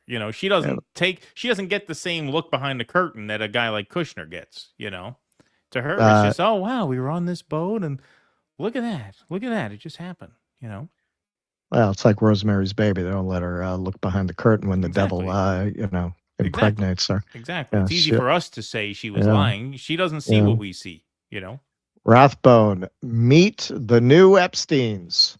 Yep. There you go. They got to replace that island. And Crystal Ball found this. Good on her. That's the This guy. appears to be the friend's boat Ivanka was on when she stumbled upon her dream private island. All right. So there's a phrase. That looks like a fire ant. So there's a phrase the Chuds are very fond of. You don't hate these people enough. All right. Well, you don't hate these people enough. There's literally a magazine called Luxury Launches. This exists. And the headline here, this is from 2024. A billionaire Rothschild heir owns an Explorer super yacht so cool that it was featured in a Christopher Nolan blockbuster. Now he is selling it for $87 million. The 5-decker vessel boasts a helipad, an observation lounge, a cinema, and an opulent owner's deck. You know, the more I think about it, the more I feel like my life's journey has led me to a place where I would like to have a boat like that. Yeah, I think I've realized that is where my heart is leading me. I think a lot of people feel that way. Yeah, it's weird. It's weird. It's like the zeitgeist right now. Yeah. It's the zeitgeist. I It's mean, like I'm not a big boat guy. I could take or leave the boat, but the island sounds great. So I was engaged to a girl. We'd be walking around the Upper West Side, and she'd point at these buildings. She'd go, "I would live there." I'd say, "Oh, would you now? Really? What a shock! You don't want to live in our apartment in Inwood. You want to live there, huh? Wow." Who would have guessed? Mario Nawfal. Jared Kushner and Ivanka Trump are building a luxury resort on Albania's southern coast next to a protected lagoon. Protesters showed up. Private security dragged one away. Police watched and did nothing. The locals are calling it a national betrayal. Public Albanian land handed to foreign developers with permits nobody has been allowed to scrutinize. The Kushner family has a talent for finding real estate at the intersection of politics and controversy. Well, that's one way to put it. Albania is the latest address. So, yeah, this got a lot of backlash. And actually, the security guy is being prosecuted, I think, who dragged away the protester. When they fenced off this formerly public beach, it led to a big protest there. So you can see the guy being dragged off there. And this is some of the protests that have been going on in the Capitol. In case that's copyright. So yeah, there are pink flamingos that nest there. So that's kind of become a symbol of the protests. And a lot of images of Benji Netanyahu in that video. A lot of people drawing that connection. A lot of the corporate media is trying to say there's no Israeli connection. You know, when Jared Kushner shows up, there's an Israeli connection. Yeah. Period. So this is the very, very, very frustrated and defensive Prime Minister of Albania on CNN. Very, very upset with the way he's being interviewed, which frankly, I watched it, was not particularly aggressive. How is this project still ongoing? Again, you don't want to listen. It's very clear to me. I'm listening. Because I'm not attacking you. I'm not attacking you. I'm telling you the truth. And until you show me the project, you have to just listen to me because there is no project. And to make this project, so the group, which is not just Jared Kushner and Ivanka Trump, is a broader group with very highly reputable investors. They have engaged 5 among the best top architects of the world today. Kengo Kuma from Japan, Bjarke Ingels from Denmark, Emre Aralat from Turkey, K Studio from Greece, and Jean Nouvel from France. And these people are working together with top engineers of environment, top people of social impact. In the meantime, it has been engaged one of the biggest consultant companies for the environmental impact. Because the challenge is not to build a city. The challenge is not to pour concrete on the head of flamingos. The challenge is to prove that development. This is not nature, the entertainment at the upcoming UFC fight at the White House. Need each other. They are bringing the candles. They smell like a Gwyneth Paltrow's a pussy. Understand? This is a very high end. It's a very high end we do here. Yeah. Go ahead. Because people deserve to live in a different type of environment where they have to enjoy and they have to pay respect. So the project is not yet there. The environmental impact is being worked. You understand? And let me finish. Yeah, go ahead. Let me finish. What is this? What's wrong with you? Go ahead. Let me finish. There's no need to be very disrespectful. I'm emotional. asking you, go ahead, Prime Minister. Finish your thought. Congratulations. Like she's trying to order a pizza from this guy.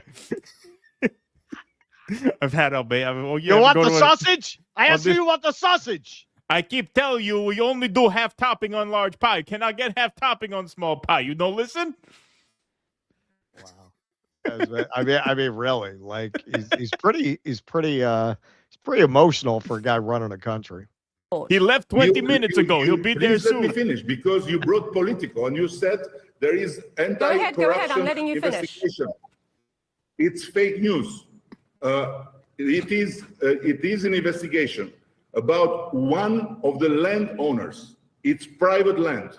One of the landowners that has sold the property, which is bought through very transparent bank transactions. And the investigation is about that. It's not about the investment. It's not about the project. It's not about Kushner. It's not about Trump. It's not about anything that is being brought in this melting pot to create a sensational fake news that Albania is a place where we are killing flamingos. No, Albania is a place where today, now, as we speak, in this room, on the other side, Just when you thought being president of Albania was an easy job. There are some This falls in your lap. of top architects in the world. You know, this guy's Why? venting to his Because wife. we are presenting today this book. This book, Think Like That, is full of projects of the new Albania that many others don't want to see coming. And we are not here to destroy the country. We are here to make Albania a role model. Thank you for clarifying that, Prime Minister. Thank you for clarifying that. I think that is important. Thank you for clarifying that. And it's important that we hear from you. As soon as the project gets the green light, of course, you come back to us and you let us know. It will be good to have you back on the show. Really appreciate it. And of course, we weren't saying that you were killing flamingos or anything. This is not what we said. Vote for me, you stupid. Of course, we'll continue to monitor. You vote for me, you don't vote for me, you stupid. I did not imply, but we will continue to look at those protests and hear from the Albanians and their concerns. Prime Minister Edi Rama, really appreciate you coming on the show and for taking the time to speak to us, Prime Minister. Thank you, sir.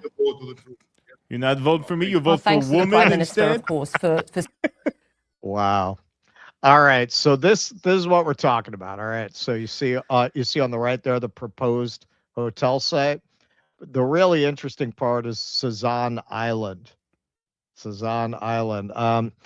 Ivanka would have you believe that this is an unspoiled, unpopulated island where they're just going to start building from scratch.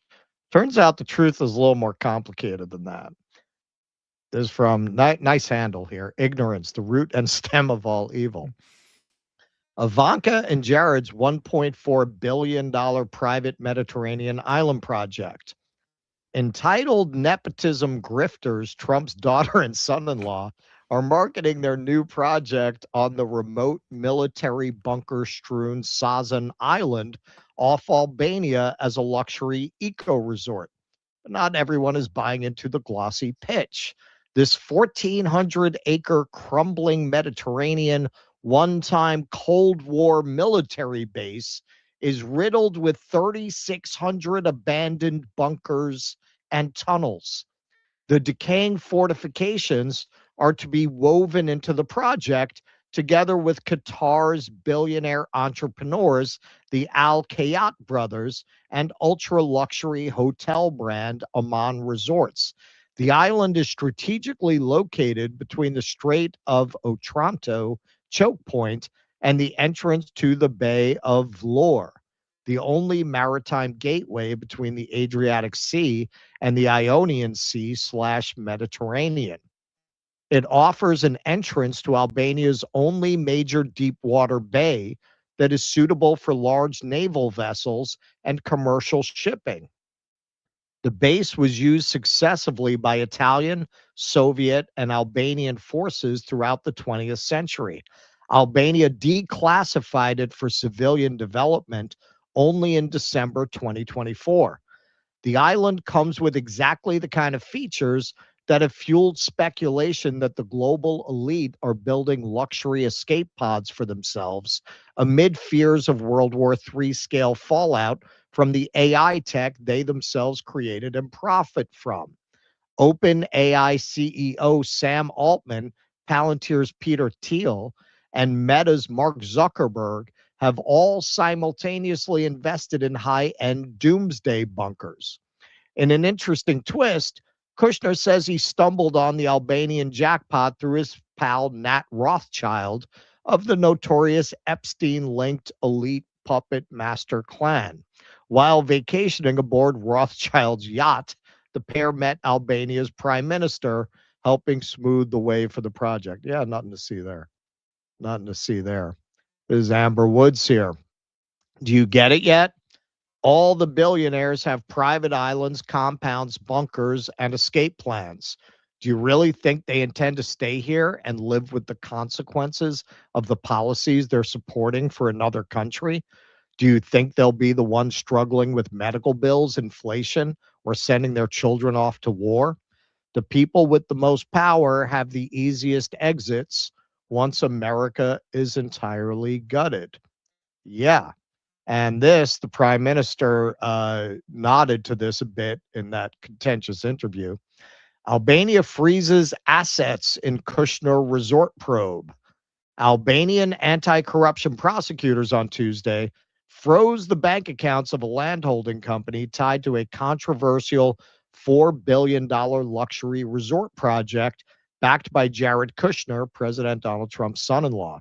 The escalating crisis over the coastal development has triggered mass protests, a sharp diplomatic rift with neighboring Greece, and stern warnings from the European Union. The preventive seizure ordered by the Special Prosecution Against Corruption and Organized Crime targeted Albania land development amid a widening investigation into allegedly fraudulent property titles. The company, owned by the prominent Qatari entrepreneurs Motaz and Ramez Al Kayat, recently purchased beachfront plots in Zvernik. The protected coastal area along the Adriatic Sea near the southern city of Vlora is where Kushner's investment firm Affinity Partners plans to build an elite mega resort. Prime Minister Edi Rama defended the foreign backers of the project while validating the investigation into the local land sellers. Quote, "The investors are within their rights. Blocking the transaction is arbitrary and negative," Rama said. However, blocking the transfer of money to the owner who is under suspicion is welcome. If the investigation finds that there are individuals who have fraudulently claimed ownership, the money should go to those who are the legitimate owners. So to explain, because during the communist era, obviously you had a lot of land seizures. After the fall of the Soviet Union, a lot of the descendants, or in some cases the original landowners, made claims to get their land back. A lot of land in Albania and former Soviet Iron Curtain countries are of unclear provenance. So they're saying that's what this is about. It's not clear if the people who sold the land actually own the land, and so on. But the idea, the story that Ivanka told, that they happen to randomly swim to a place that is equipped with 3,600 bunkers, that is in a strategic choke point between the Mediterranean and the Adriatic. That's absolutely absurd. And Jared came closer to telling the truth. He didn't tell that whole fairy tale. He was just like, yeah, we were on my friend Nat Rothschild's boat. We called the prime minister over, had a meeting. That was probably closer to the truth. Yeah, I've been saying this for a while. They're trying to kill us. And this is more evidence that they're preparing for a mass die-off event where they're going to be just fine in their bunkers. There's no way you just accidentally decide to develop a place that is fortified for nuclear war into some kind of a resort. If I had to predict, on the beach side, if they're allowed to go ahead with this, although it looks like they're having so much public unrest, they might not be able to pull it off.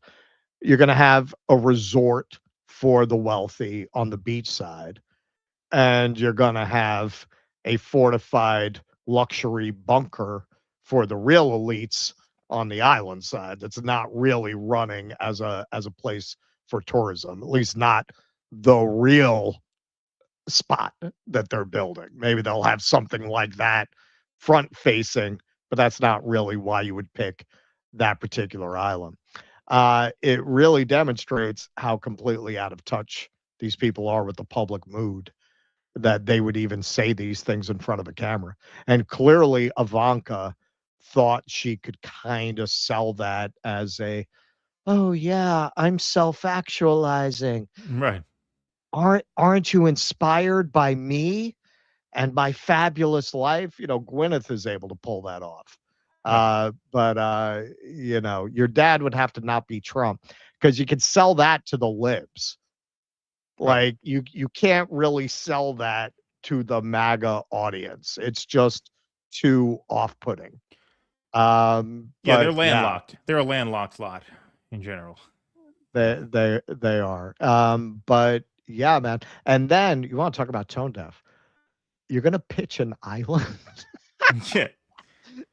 You're Trump's daughter and son-in-law, and you're going to talk about how you're going to develop an island for elites. Right. Really? Elite islands. Yes, it's going to be lovely. It's going to be Like- lovely. Like, even if you were going to do that, why would you think that's going to play? If there's an Achilles heel to these people, it's that.